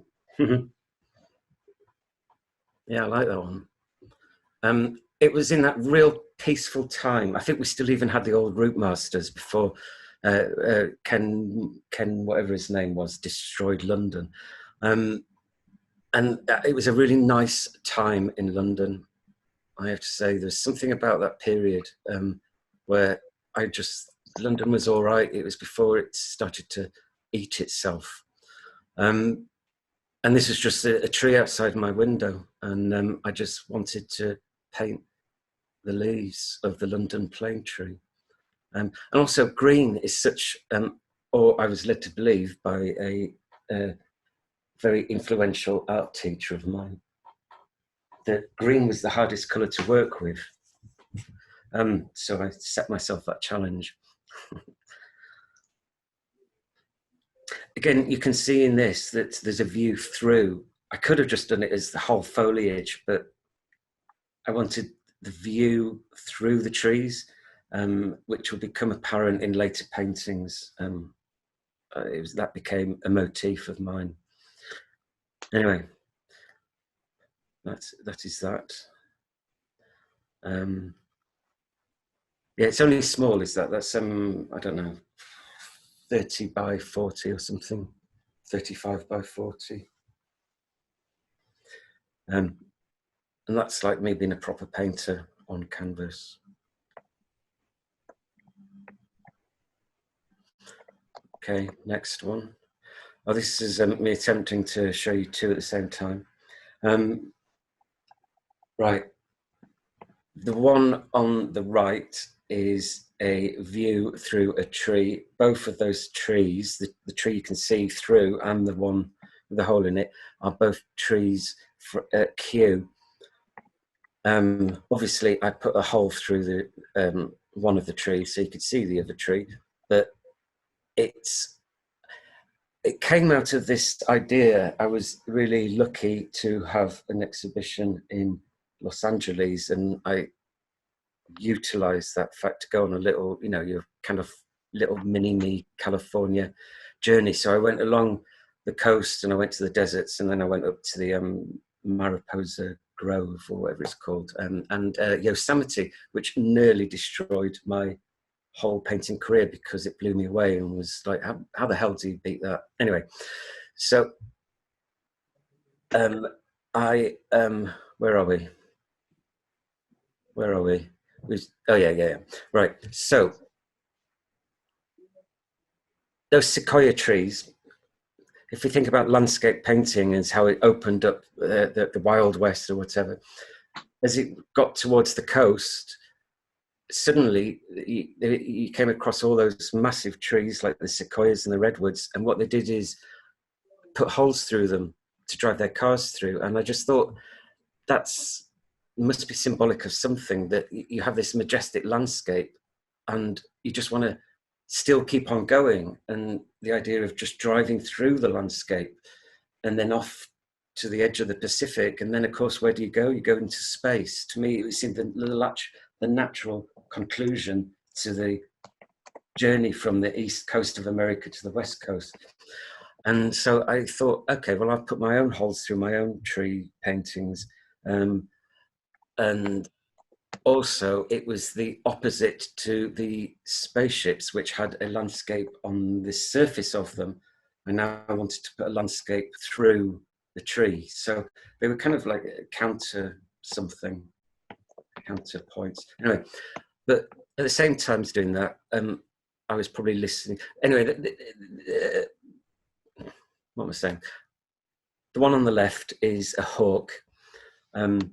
It's called Hawkwind because Hawkwind are a really cool band.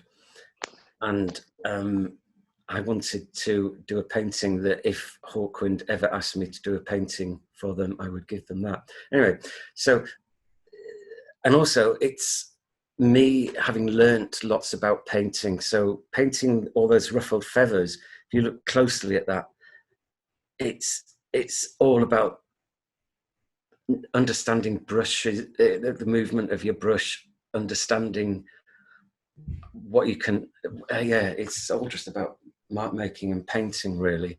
And I got to that situation where if you look at the early ones, they're very much kind of like, I'm taking my time, and you can see how I'm kind of learning or a bit nervous or whatever, but this is more like, I had that confidence to just like paint. And of course, then you look at it, and then you look at the hawk's eye, and you realize it's all about looking and painting and observing, and so I really like that painting. It's beautiful. Yeah, I used to have that and a cat, a lynx, that I used to have as my kind of above the door of the studio to kind of like protect. Anyway, so that's that. That's that. The next one will be something. Right. So another one from outside Berlin. This is where Bertolt Brecht's summer house was, in a little village called, I won't be able to say it properly, it's Bukow, B-U-C-K-O-W, Bukow. Bertolt Brecht, we all probably know and stuff. He once wrote a poem called The Playwright's Song, which, as I was lucky enough to go to St. Martin's and Foyles was next door, I remember having that sort of, you know, that moment in the studio where you just want to just walk out and just do something. So I remember walking into Foyles and just picking up a book, and a book of Brecht's poems, and then just opening it on that poem. And it's a really good poem. It just talks about, you know, how an artist is meant to just observe and see all the things that we see. It was it's a good poem, and I should have it with me. Anyway, so I kind of felt when I got to go to his summer house that this kind of view of this path that was sort of blocked, I don't know, it just became more powerful. Yeah. So, and then the next one is a view of, you know, I said that I've always, sorry, if we go back to the previous image, the painting on the right, you know, I said that I've always been to the places that I paint. Not necessarily true in this point, because I've never seen a volcano or a earthquake that's split the earth in two, but I kind of was mixing that fantasy and reality. The view through the hole is of Goredale Scar again, up north. I had completely, it was almost like a CND sign upside down. In fact, it had two legs and two arms at one point, and I overpainted it, and in the end just got rid of half of the wood that was in that that was in that hole. But I really enjoy painting trees. I enjoy using those colours. It's good fun. Anyway, the next one.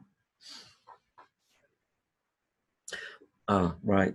Yeah. So this is just a view on the left of Kings Canyon in California, and it's called a view through redwoods. And so again, I was looking through the forest onto something, and that was another reason why I ended up putting holes through things, trees.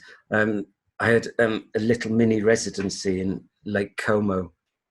And so I'd been driven around by the gallerist who just drove way too fast. And we drove to various places, and I took photographs of the mountains. So that's based on places that I've seen. Yeah. Yeah, I like the twist on the one on the right. It's kind of, there's a twist to the tree. It's, yeah. I was asking what the title of the Brecht poem is. The Playwright's Song. The Playwright's Song. Yeah, Playwright's Song. Yeah, yeah. It's spot on. It's it made me, it really consolidated why I was being an artist, really. Mm.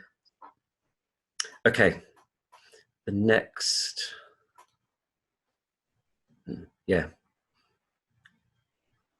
So I apologize to everybody for the top left of this photograph being slightly reflective. it would obviously have the same kind of definition as the rest of the painting. Right, this painting is really quite big, and it happens to be in somebody's back garden in Kent, and I was walking around there trying to find it, and the farmer said, he says, "Oh, go through that fence at the bottom of the garden and you'll see it there." And so it's in a private garden, and it's either the oldest or the largest oak in the UK. And I'd probably, this branch that comes out to the left with the bit that's been chopped off, I'm probably about as high as that. So it's not a huge oak tree. And I did a sort of watercolor of it and everything. And then I just decided to turn it, it's kind of, like, yeah, it's like, right. What started to happen at this point was I started to think about science fiction and those fairy tales, for, like the Grimm brothers. And I'd been living in Berlin next to the graveyard where the Grimm brothers were buried, purely coincidentally. But it's got me thinking about these landscapes and creating characters in the forest. So it could almost be something that Hansel and Gretel met in the forest. And then I started to think, okay, so what's the real purpose of fairy tales? They're the kind of the moral stories we tell our children to warn them about things, And then I was thinking about science fiction being the other tales we tell our children, about, I don't know, ambition, about what we should do in life. I don't know. So yeah, I saw fairy tales and science fiction suddenly sort of becoming proper subject matter. Yeah, so that's true. So all those places I'd been, either in Switzerland or in Cornwall or in the States or Kent. That's a big painting. That's about 180 or 176 or something. It's a beautiful painting. So to tell you, Einstein said, if you want to make your children intelligent, read them fairy tales. I really like the way you've done it, because sometimes when you look through the holes in the tree, it's almost each is a painting in itself. Yeah. Like you're framing different scenes there. I understand its background, but you just focus on one. It's like a different scene in itself. Yeah. I tried to make things that line up, that make it look like they were from completely different places. Yeah. Because there is that sense in fairy tales or in any kind of literature like that, where things fit together, but you don't know how you've got from one to the other, or things are joined. So yeah, I mean, it did become problematic in a way, because I really liked what I painted in the holes, but then I wanted to move the holes or re-edit it, but I couldn't, because I really liked the painting that I'd done in the holes. But then you just have to let the painting win. And at that point, I just said, fair enough, you've won. You can. It's fascinating. It's like a living face. And if I feel like if you could jump through one hole and enter into a different world, or like, I don't know, it's just like a TARDIS kind of tree, isn't it?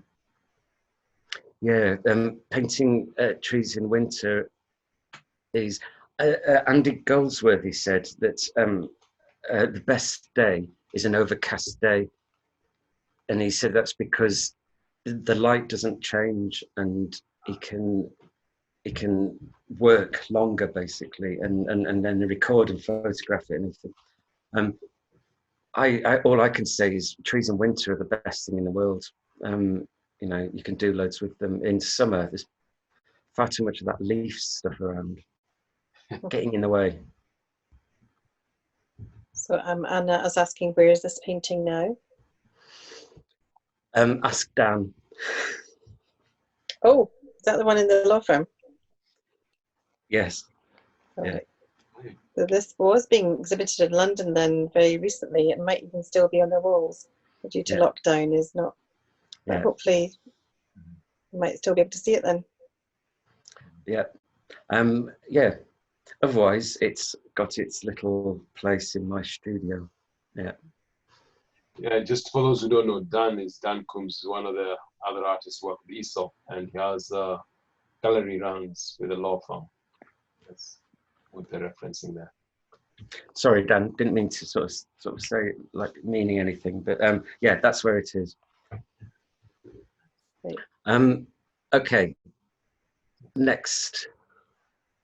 Right, no reason to show this one. I guess I was trying to be all like, hey, it's all about the roots, but yeah, it's like an octopus or a squid, this one. I kind of see that eyeball in the middle and kind of, don't know about this watercolor, I have to say. I think at this point I'd got bored of doing the studies. I wasn't getting anything out of it other than, you know, that it was time to then use what I'd learned to take it into something else. So yeah.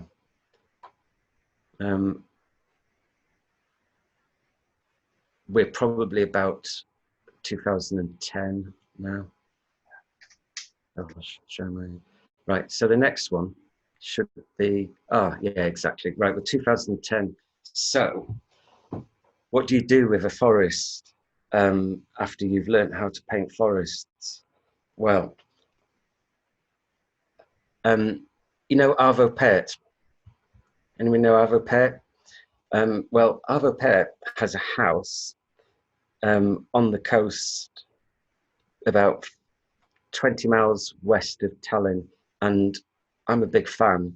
And like, I wasn't going to go around to his house and just sort of go, I'm a big fan, partly because he probably wasn't there.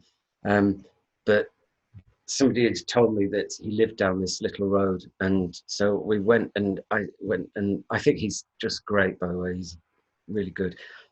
The first time I heard Fractures by Arvo Pärt, it was just like the most shocking moment ever, really. It's just like amazing. Anyway, so he lives very close to here, and that's no reason why I put a spaceship there, but I just found that forest, I decided I wanted to give it a significance. Now, if you go down the Baltic coast, you will, especially into Latvia, you will come across lots of boats which are left in the forest, because the forest goes right up to the beach, and then the beach is very small because you don't really have much of a tide on the Baltic Sea. And of course, during Soviet occupation, the boats were all left to rot in the forests. You couldn't escape, obviously, to Sweden or Germany or whatever. And you can Google them, just Google boat graveyards, Latvia. So again, me being me, I just thought, okay, let's make a spaceship that is sort of referencing that kind of 1950s, what's his name? Flash Gordon and the other one. You know, they're all in black and white. They were all repeated on TV when I was a kid. And I thought I'd just have one of these spaceships crash with a landscape painted on the side, rotting like the whole dream of the space race was rotting. Incidentally, very close to here was a huge, like, as everyone who's traveled in Eastern Europe will have witnessed, there's all these old kind of army bases and stuff from the Soviet period, all left rotting in the forests because, of course, pine trees grow very quickly. And before you know it, the little roads and have all just grown over. And it's quite, I almost like, it's spine-tingling in a way, really, because you get to go into all these blocks of flats that are all derelict and stuff, and they're all just falling to pieces, and they're just left there. And you can see the roads and the lampposts, and then a deer will run across the path in front of you.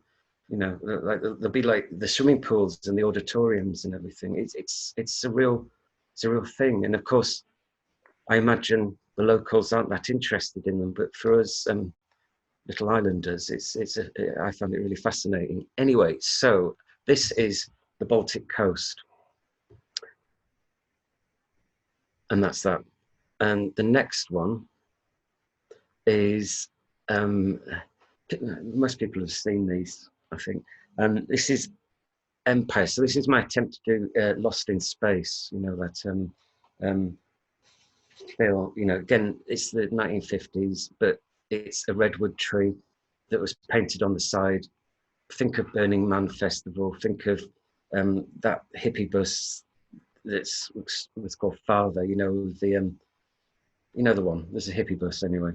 That was all painted and stuff. And I just thought, okay, well, it's been left to rot in the desert and it's a bit like a robot and it's falling to pieces and someone's living in it and that's his ladder.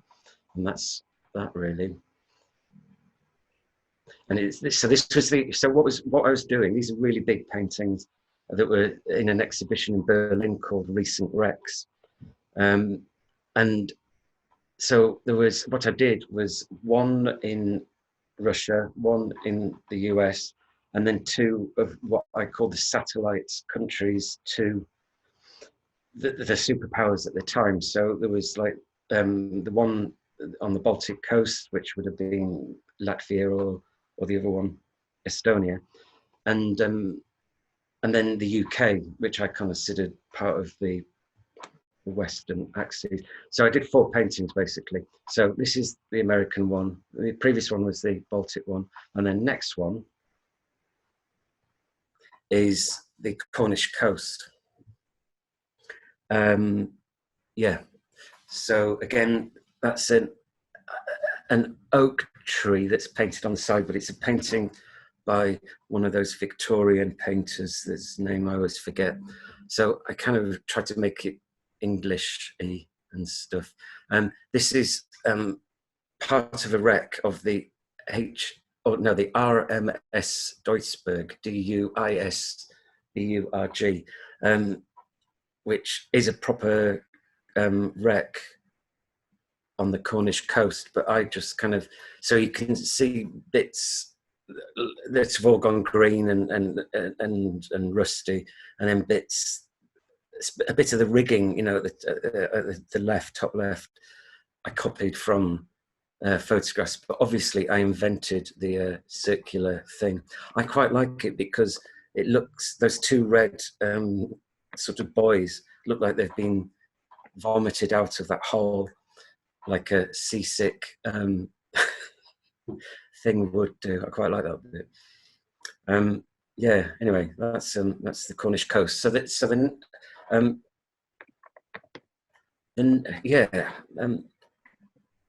Yeah. Anyway, nothing else to say about that one, apart from painting rocks is a real thing. This was in at the pretty much the German equivalent to the Yorkshire Sculpture Park. It's like their lands. So it's a whole area of the Lüneburg, which is one of Germany's only 2 or 3 national parks. And it's so all around there they've got loads and loads of sculptures from land art from like the 70s and 60s and stuff, and they have a few now. I think Simon Starling has done something last year. Anyway, they were really nice, and they gave me a lovely little house to live in, and this massive gallery which had 4 rooms, and that painting is of the curator's children, and she sent me it, and I just thought I'd add it because it's a nice little painting. They look really interested. Yeah, and I think she was kind of I mean, she told me that they really stopped and they really looked, and of course that's really lovely and sweet and endearing and everything, but the bigger conversation is the first time I ever was in a gallery and someone was looking at a painting of mine, I was just mortified. I'll never forget. It was just like, it's just, you know, it's a very strange experience. And still to this day, you know, it's, anybody should feel really honoured that somebody comes to look at your work. Anyway. It's a compliment if you can hold the attention of children as well. Yeah. Well, I'm still a child anyway, so. Best artist though. Anyway, next one is Moscow, I think. Russia, yes. Okay, so, and then this was my, like, I've been to Moscow, and luckily it was with a Russian-speaking individual, and we stayed in a friend of a friend's flat.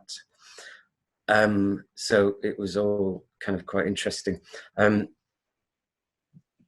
And this is kind of, so this is a montage of about 5 different things I was thinking about in terms of Moscow.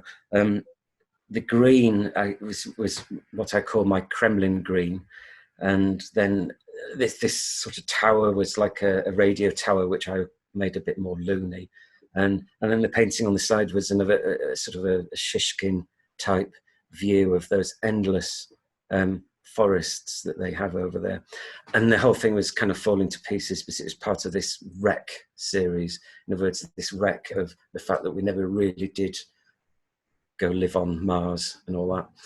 And then obviously I just added kind of my little, the explosion out of the side of this one had to obviously be a suprematist explosion. It's a great guy. Which year is this? 2010. Right. Yeah. So that was like these 4 kind of opposing paintings, really, all of kind of the wrecks of that period. Not trying to say anything other than that. I think it was just as a. The beautiful epic skies in them. They seem very sort of luminous and. Yeah, I've always been amazed that it's wherever it's been, and these paintings travel more than I do sometimes. That red sky painting has been to Moscow, Mexico, Los Angeles, Berlin, Milan, London, and Paris. So do you know what I mean? You just sort of, they just go around. Now it lives near Kensington, and I know exactly where it is, and I will bore people to death when we go past. I go, just on that wall, I know there's my painting. But the point is, I've forgotten.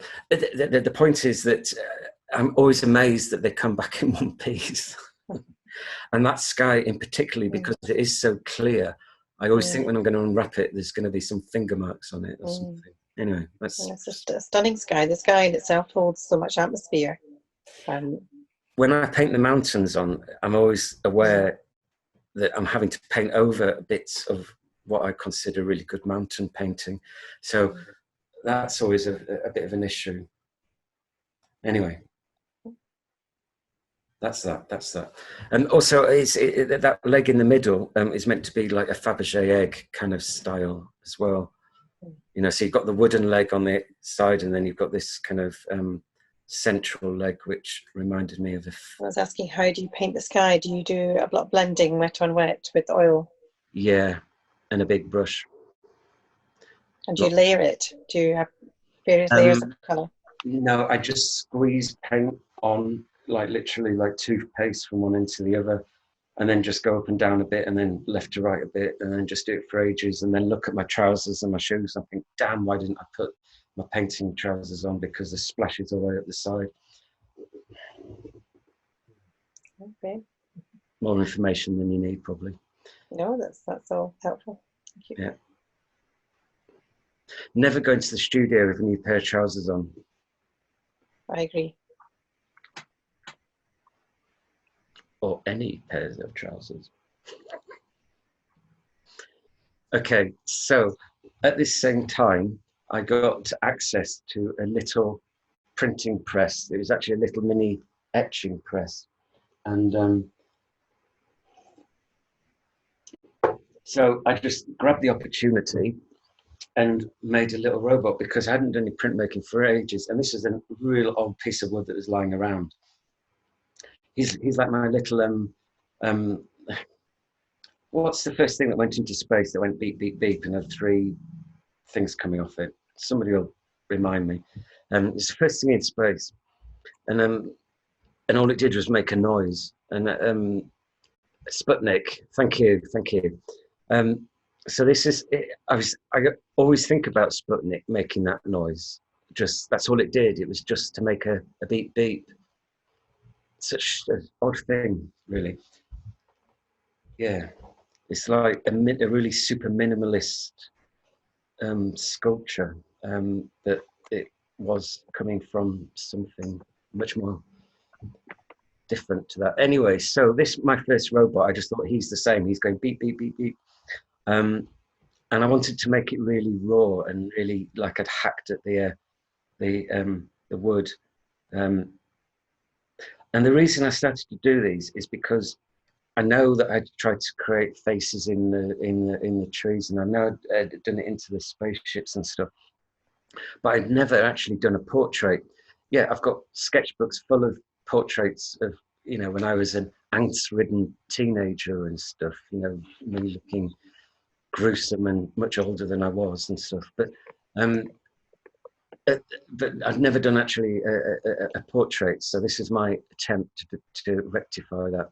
And this one's 2010, and I left it for a few years, and then came back to them. So there's this one now, but then the next image will be something else completely. So if we remember, this one's the first one, and then the next image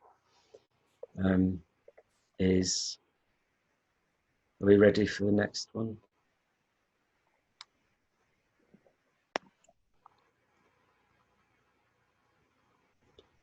Okay, right. So we probably have quite a few images, so let's just really go through these dead quick. This is up in Switzerland, and I was in a little chalet, and I was just doing watercolors upstairs whilst somebody was downstairs trying to write an opera and doing my head in. So I just hid upstairs because it was like looking after a child. Anyway, so I did all these, and I rather like that one. If you turn it around, it looks like a spaceship. So next one. How are we doing for time? Am I really, really late? It's about just after 9:10, so maybe. Oh, okay. Just go through them then quickly. Next one. Next one. Next one. Next one. Yeah, yeah. Watercolors, just fantasy worlds. Go on, keep going. Yeah, right. Really hard to do that one. Yeah, yeah, yeah. More of these. These are all in the V&A. These, by the way, all characters. Yeah. They're the woodcuts. Yeah, yeah. Oh, I didn't realise I'd gone over time. Next one. Yeah, yeah. More woodcuts. Yeah, and right, a wood burner, because someone sings OMG, I love these woodcuts. Thank you very much. Those woodcuts are rather nice, I have to agree with you. Each one was completely different, so they're like, I treated them like paintings. You can see the one, the second one along, and the first one at the bottom. I paint the paper first and then print on top. And stuff, so they were unique in some sense, and of course they all look like suits of armor anyway, and stuff. We get comments, love them, lovely. Yeah, I kind of they came at the right time. I took 2 years off really from painting to do these. Really a huge series. I did 10 of these, and they're all hand printed, and then a set of aliens, and then some science stuff as well. Yeah, go on, keep going. Yes, they are one block. This is a gas bottle burner, as you do. Even spacemen have to keep warm. Next, that's a big watercolor. That's a close-up of a big watercolor. Again, giving like, Jeff Koons is one of my other heroes, and I like that cartooniness that he has. And so it's an outline of a kind of a fictitious cartoon character, but then I've given it this sort of space thing that's going on. Yeah, Just next love one. the combination of skill and imagination. It's really, Yeah, it's. If I'm glad you haven't or nobody's used the word surreal yet. I've never understood that word. There's nothing surreal about this picture. It's all real. Anyway, so he's called Buffalo Bill because it looks like a cartoon character that I've probably imagined, wearing his hat with his cow horns and stuff. Right. Next one. There's another one of the robots. You'll all recognize these from kind of books on robots. So I was trying to choose just obvious ones, really. Okay, next one. Oh yeah, because of Marvin, the depressed android on that Hitchhiker's Guide to the Galaxy, I just thought, oh, we have to have a doubting robot. So that's my doubting robot. I've got a ha-ha from someone. Yeah, there's another one of him coming up. Oh, just go forward from that. That's something else. I tried to do a spaceship that wasn't anything. Then this is a tree series. Again, it's like, God, I took forever doing this one. And it wasn't that it was hard to paint. It was just that I didn't know what to put in the middle of the hole. And in the end, the only thing that felt right was this fence to have broken, really. Great. Yeah. The squirrel is the savior of this painting, really. The eagle, I'm not sure which side of the fence he's on. Excuse the pun, but yeah, the squirrel's definitely on my side. This is a set of 4 paintings that are massive and have never been shown, but this one has. So, anyway, next. Aliens at the Crossroad. Right, very briefly, how do you paint an alien is almost impossible.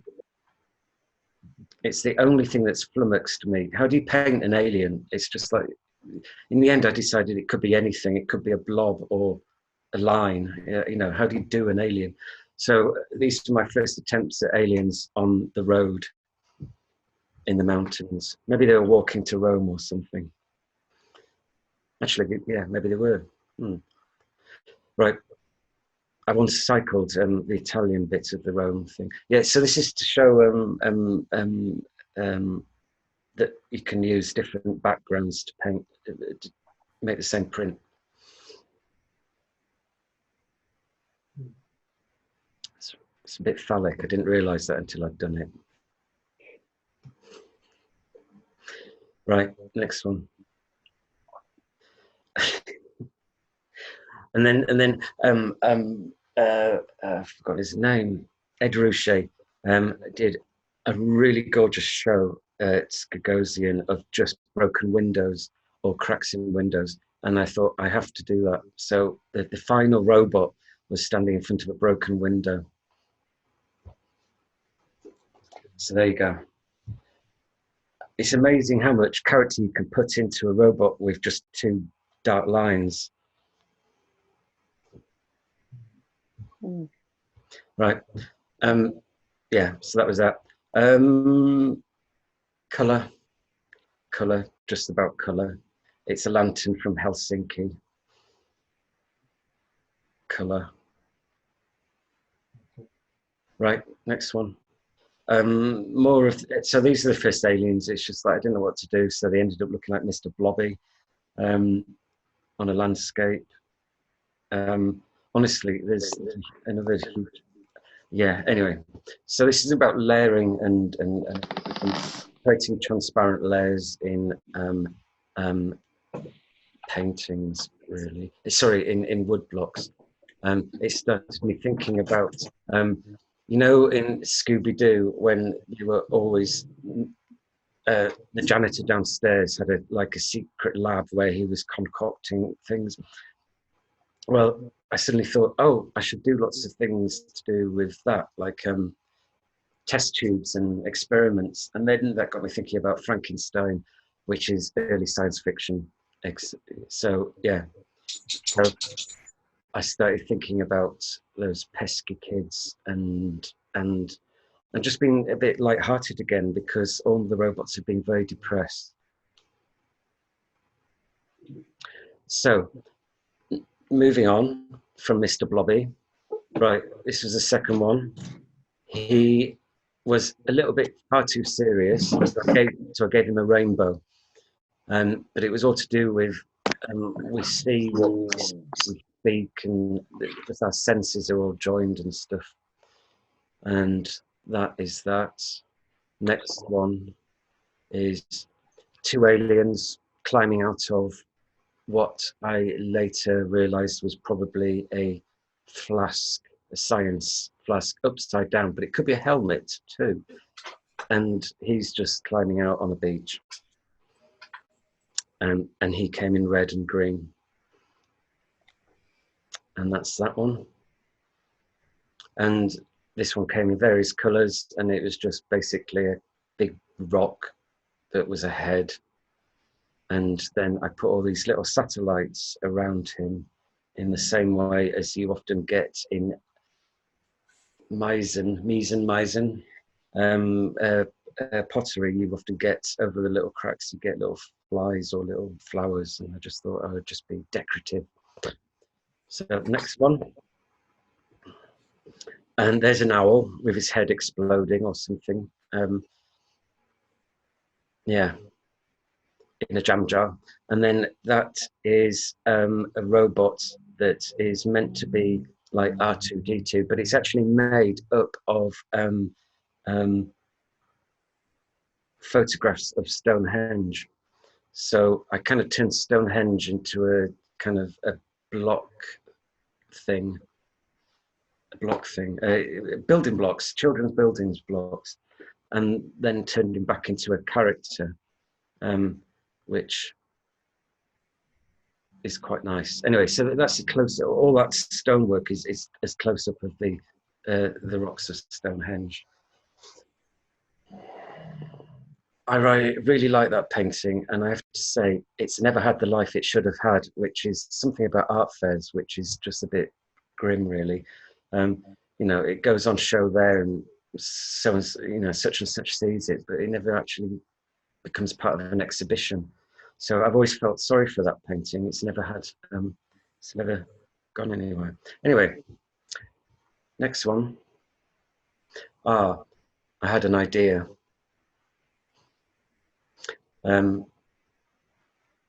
Basically, out of the aliens and all those sort of glass things on the heads, I just started thinking about, like I said, Scooby-Doo and experiments. So I thought, this is experiment number one. And there was lots of them, but I think I've only shown two here. The next one, you can see here, I didn't really know how I was making the glass. On the next one, I kind of got an idea of how to make the glass work. And this is two explosions saying hello to each other. Oh, your explosion's like a brain. Yes.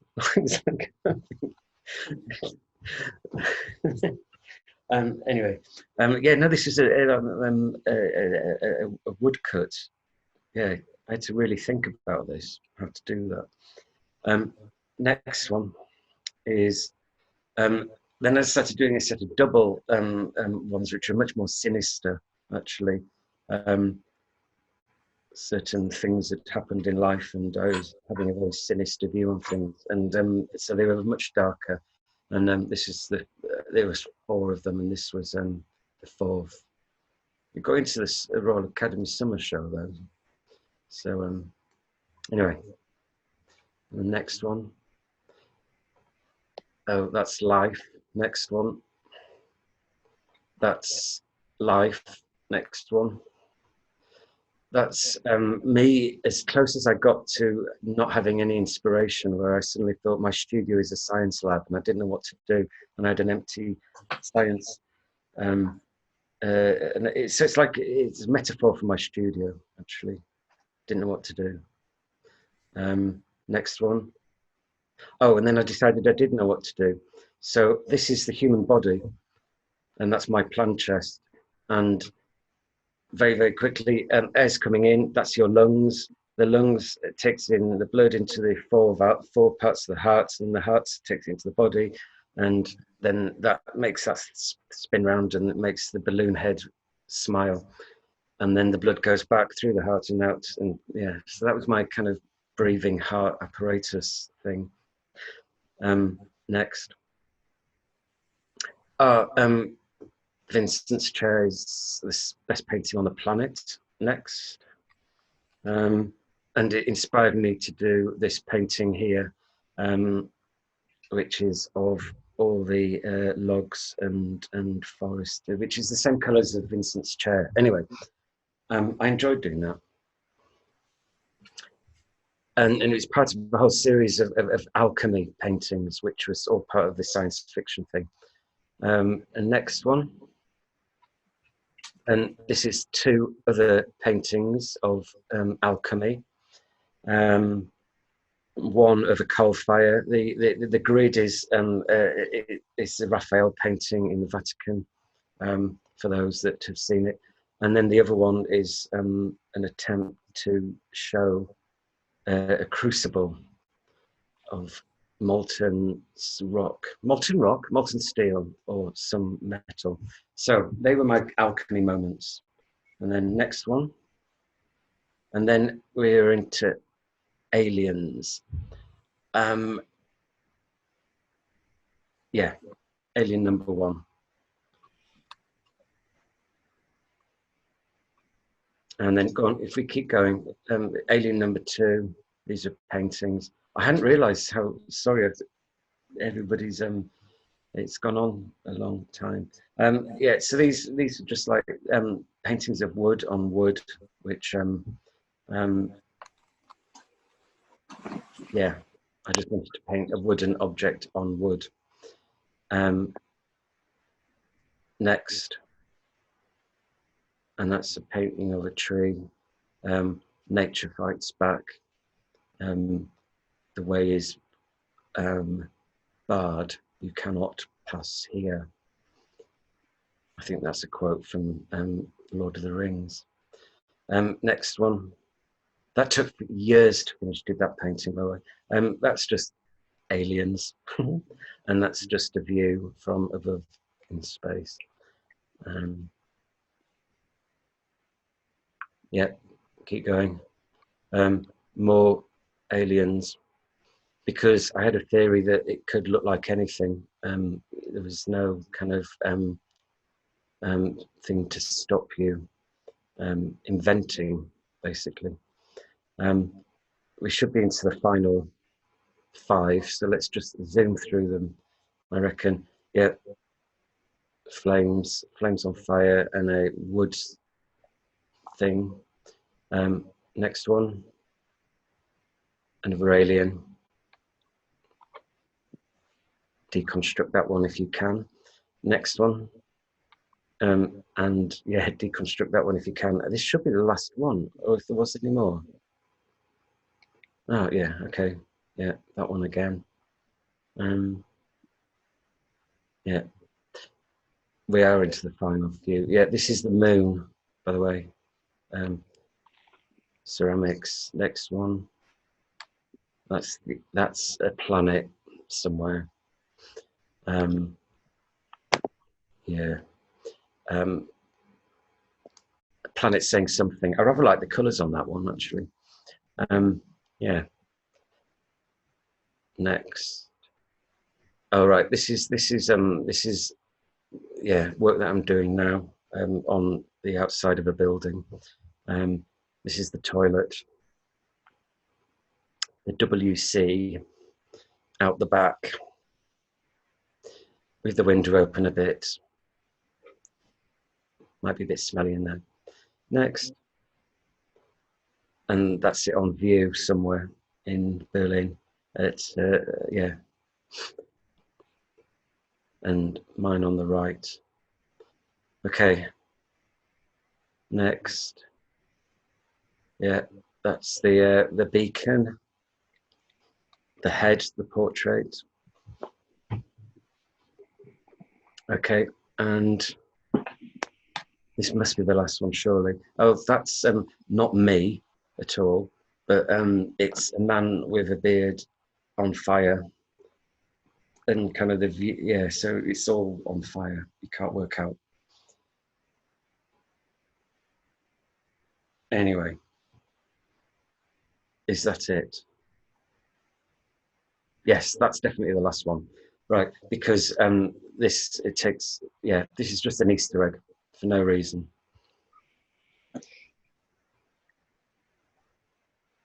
And that's that. That's your lot. Thank you so much, Guy. That was amazing. Yeah, I got carried away, but I didn't realise the time. And thank you for everybody that's stuck here throughout that. To be honest, Guy, we didn't realize the time until we actually looked at it. It was quite interesting. Yeah, no, honestly, I could waffle on forever. It's amazing. So what we'll do now is we'll take a few questions from everybody. I'm going to put you into the gallery view. Quickest way of doing this is if you're on camera, you can raise your hand. Yeah, I'll spot you. Just give me some time to get to you. If you're willing to remain off camera, if you just use your chat button, you can raise a hand or thumb sign and I'll come along to you. We'll try and take maybe do a Q&A for the next maybe 10 minutes. That should be good. So who'd like to go first? Going down the line. Hands up or I'm not sure, Veronica, whether you're putting hands up. Were you? No? All right. Okay. Right.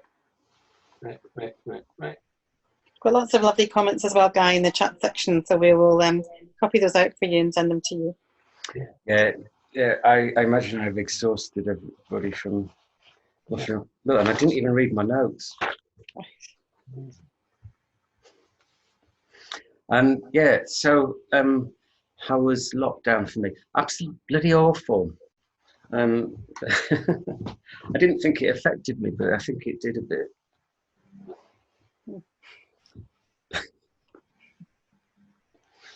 Yes. It's a good question though, I think, because you know the kind of well, the thing is, artists, you know, we work alone, so in some sense, nothing's changed whatsoever. yeah. But yeah, in other ways, it's just frustrating. Yeah, because also Travel. That's the thing. Yeah. you're right. Artists work in isolation with their creative endeavors, but in the world that we are in now, where it's an enforced isolation. But also, you remember you talked earlier on about your interest in artificial intelligence, and obviously your work is deals to do with a lot to do with technical stuff, you know, shapes and all that. It'd be interesting. How do you see your future work that you might do off the back of all the things you're doing, including having to deal with this particular medium? Well, it's the great sort of fear is that we won't travel, and I don't mean just kind of anecdotally going around, you know, on holidays, but actually just we won't travel. We won't have those sorts of freedoms, and this sort of sense of being. I don't know if anybody else noticed, and I am a bit paranoid and a bit conspiratorial, but maybe it's just the time off made me realize that like everybody knows so much about us, and you know, like I got a letter about something and I had to reply, and it even showed the map to where my nearest postbox was and stuff, which is obvious. I could Google that and find, but it's the fact that they just know so much about you, and that just is something that I'd like to kind of look into and think about. Was that the question, or was I just go on about one of the things that I moan about all the time? It is a reaction to what the world we're in now. Yeah. I kind of we're observed a lot, aren't we? And I think that sort of trying to escape being observed is where my inspiration will now come from.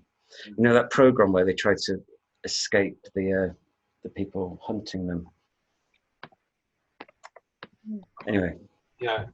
You also talked to one of the paintings you'd shown on. You said it took quite a long time to do it, and that was about 2000, just after 2010. I think it just was the last year you mentioned that. Mm.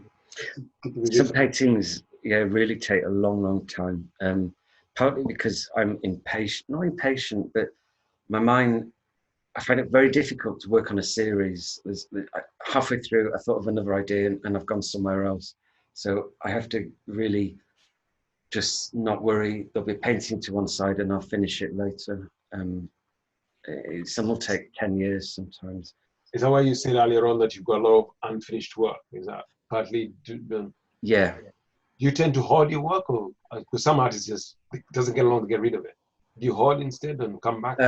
Yeah, I do you know, I painted over something the other day actually, which I shouldn't have done, but I do just paint over stuff. What goes on in the studio, it's like Las Vegas. What happens in Las Vegas stays in Las Vegas, and it's the same in the studio. What happens in the studio stays in the studio. So what escapes the studio has its own life, but what happens in there, you can walk all over it, and do anything to it, and it doesn't matter. What I try and do in these talks is find out what's going on in the studio, see what's going on in the artist's mind. That's why I'm asking this question. So I'm curious, what's going on in Guy Allott's mind, because obviously you've got a very fertile mind, and very, for lack of a better way of putting it, a very childlike mind. And I'm really I go back to the first statements I said. I mean, life is pretty bloody weird anyway. We are on a rock floating in infinite space, which is just as weird as it gets. So I kind of feel that I'm quite boring compared to that. Really? It's quite a comfort knowing that, Guy, that we are on a rock floating in space. Most of us just want to know we're on now. Yeah, but we are, aren't we? I can't get away from it. I'm a reductionist. So Marlo would like to say something, Andrew. Yes, Marlo. Okay, just can we go back to gallery view and Marlo? Meantime, while you find yours, someone's saying they've watched a YT video of Luke Timons yesterday. He's collaborated with an AI developer. Okay. With that. Right, Marlo. It's all coming. Let's unmute you. You're on, yeah. You're on mute. Try again, unmute yourself. There you go. Yeah. Just wanted to, hello everyone. And Guy, just wanted to say thank you for sharing your vast work. I'm not tired at all. I was very invigorated by it all. And I just love your passion regarding your work. And also identifying them as children and thinking about where they go. That was very moving, and I truly appreciate you sharing your work tonight. Thank you. Pleasure. Yeah, it's I kind of I try to be kind of very sort of humorous, whatever, and everything, but I have a real emotional response to the ideas and the things I'm doing, and like I said, I do get emotional quite. I cry a lot in the studio as well. I do. It's really embarrassing though when you do it in front of a painting in a gallery. I've learned how to just hide it and sort of, and find the nearest gents' toilet or something. Or just say it's allergy. Yeah, that one. Oh. Yes, I should do. But no, sometimes it's, I don't know why. Thank you. Pleasure. Most artists I know are very emotional, actually. Good, yeah, good. Somebody see you all crying. Go on, sorry, carry on. Somebody else had asked a question to do with animation. I'm just finding out. If I remember the question rightly, is have you ever considered work with an animator? Because your work seems to lend towards that. Yeah, a couple of times it's kind of been borrowed, the images for illustrations and sort of in books and stuff. But yeah, I don't know about that. It just feels that, yeah. For me, it's the inanimate object that is the power. That holds all the power, actually. And as soon as something works within time, it's lost. It doesn't have any power. That question was from Sharon. Thanks, Sharon, for that. And anybody else with a question? Just put in gallery view. Tikalala, would you like to ask that question saw, personally? Yeah, I saw that question. No, I don't. I used to, but no, I don't have any routine. It's you know, I count the blessings every day that I get in, sort of thing. Yeah, I wish I was one of those that sort of, you know, had that discipline, but it just doesn't work like that. I think the fact that you get there most days is like a good thing, I think. Yeah. Even if you're going in and you're not actually painting, but you're just doing something that is in some way constructive, and it's all part of the process of ideas, isn't it? I used to really beat myself up about not painting, literally painting every day, but just being there and just yeah, even if it's just throwing stuff out, whatever it is, that's part of the creative process. Yeah, I feel like I'm often clearing out my studio too. Yeah. Honestly, if you have a table and you turn your back and then you look at it again and suddenly it's full of stuff and you think, how did that get there? You know. That's good. Like, you have so much work though. I'm just like, wow, you must. I think it's really, really good and like a really, really good example, especially if just continuing to go and then things come. Yeah.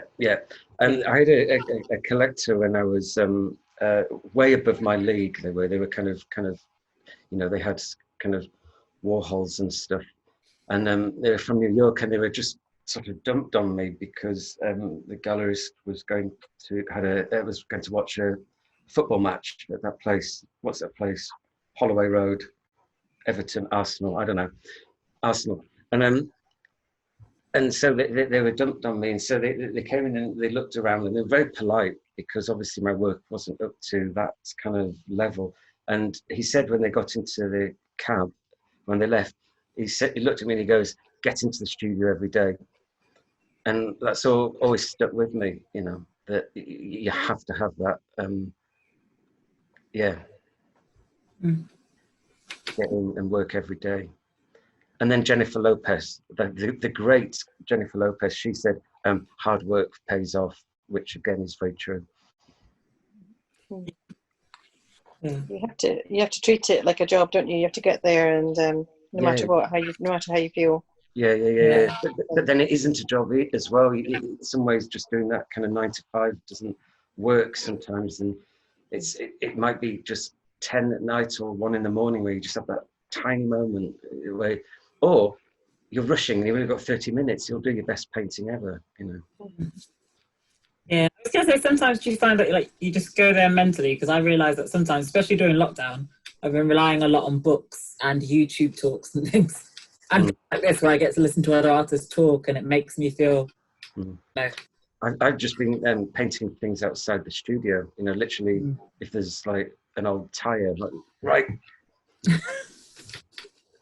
My inspiration's very close to home at the moment. Okay, my voice is getting dehydrated. Can a voice get dehydrated? My mouth is getting dehydrated.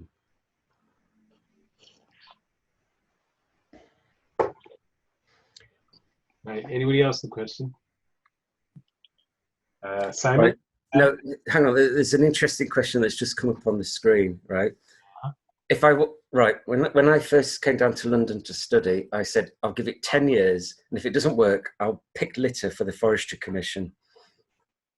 Right, the question was, if you weren't a painter, what would you be? That's a good answer. Sorry, so you pick litter if you're not a painter. Well, why did you think that would be the best way to go? I mean, I'm totally pedantic here. I'm listening to say that kind of answer. Well, because then I could just walk around a forest all day looking for litter. And squiddles. Yeah, and stuff like that. And just like, yeah. but it never happened. It's such a shame, isn't it? Sam, you unmute yourself. You can ask. Just unmute yourself. Thank you. I can't see you anymore. Thank you for a really good talk. I was just trying to work out the paintings that we went through rather quickly at the end, which were really interesting, and your use of paint. It was interesting you threw that Van Gogh in, because they kind of connected very much to his use of paint. And I was just wondering, you did mention earlier on that you sort of reacted to the realization that you painted quite thinly, and but I was also wondering whether the series of prints you made, whether that was a sort of a changeover point where, when you came back to painting after that, you painted differently. You are absolutely right. It was 2 or 3 years doing those woodcuts, and there's probably 36 or something all in all, and it really was, you know, thick ink on the wood, and then, you know, and building up those layers, and so when I came back to painting, first of all I started painting over old paintings, and so I was getting you could see the brushstrokes of the other paintings. And so I'd have to put it on thicker to kind of get rid of that, and then you just get into the stuff of painting, really. Yeah, I mean, it wasn't you know, a conscious decision to be all Vincent-like, but it was a conscious decision to, yeah, just let paint take over, really. Yeah, I like the way you talked about having a fight with the paintings, and I found those later paintings quite visceral, really. I'd like to go back and look at those again, just the sort of the energy of the paint, and yeah. I mean, if you turn those ones sideways, those the alien portraits, if you look at them sideways, they're just, there's sort of peaks and troughs and mountains and all sorts going on there. They're very thick, which is a whole new thing when it comes to transporting, and they need to go in crates. They can't be wrapped up or anything like that. Right. But yeah, no, there is a huge change, and yeah, and I'm just learning day by day, really, with that. It is a fight, and it's a good fight. It's a cheeky fight. It's a kind of, but it's a phrase I like to use. A conversation sounds too cheesy, because, you know, one of you's got to win. Yeah. Baudelaire talked about it as being like a people fencing, you know, fencers. Yeah. No, I could well believe a quote like that. Yeah, and even the fact that you've left it for years, you know, you're coming back to it, and you're beginning something again. You know, just like you would with a friend, you just say, look, we'll leave that conversation for a while. Yeah, we'll come back. You come back to it later on when you've worked out how to answer it properly. It is also spending far too much time on your own in the studio, but it's, you know, but I always say, you're creating an object, and I've said it far too many times already, but you're creating an object that has its own life when it leaves, and it goes on and does that brilliant thing of just continuing what you told it to do.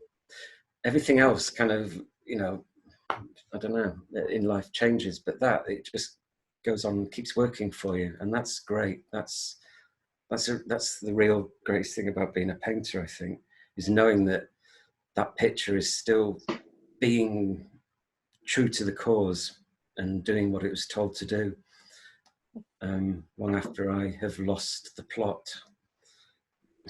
Well, thank you very much. That's very inspiring. Thank you. Yeah. Okay. One more question. Anyone? I'm just going to go through the images. Thank you. So shall I call it? Okay, so Guy, I'll just say thank you so much for taking the time to do the talk today. It's amazing. I mean, I remember we talked earlier on today, and you had quite a lot of work you showed. So your breadth of work is massive, and the idea that you just brought it down to about 101 paintings in itself is brilliant. I find, I probably said this to you, but I find the sensitivity of the way you approach your work is very thought-provoking. Some of the subject, I mean, I'll never look at it. Since I started seeing your work for the first time, I've never looked at a tree the same. I tend to walk my dog in epic forest, and I see you work sometimes, look at those old trees there, and I think, wow, how would Guy think about this? Yeah. Everything's got, everything exists, doesn't it? It's all real, and I don't know. Yeah, anyway. Yeah, everything, yeah. So there's one there, now I'm speaking to you, there's one I'm thinking about. The way you've approached things to do with the space in itself. I mean, I've never seen an artist like you who is very childlike in their approach, but very sensitive and mature in the subject matter they're trying to discuss. Well, even although you're referring to it as wacky, I wouldn't say it's wacky. I would say it's actually art of its time now. In a world where everything is so fast, here comes an artist who says, "Look at this tree," and then imagine this scene. So, you can't escape the ultimate truths in a way, and some things are, and those ultimate truths are things you've probably known since kind of you were very young. I once wrote this kind of like thing in watercolor, and it was like, life is about getting to know everything you knew about the day you were born. Wow. And so we spend the whole of our lives trying to kind of articulate everything we knew on day one anyway. And so that's kind of my philosophy, is that it's at one level profound, but on another level very simplistic. It's the middle bit. Jeanette Winterston said it as well. She says, I love the high art, I love the low art, I just hate the bit in the middle. And on that note, I think we can end today's talk. What we're going to do as a tradition, I'm going to unmute everybody. Then you can listen to thunderous applause that will be coming to you.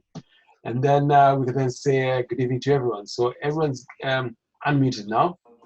Thank you very much, Guy. Thank you so much. Thank you.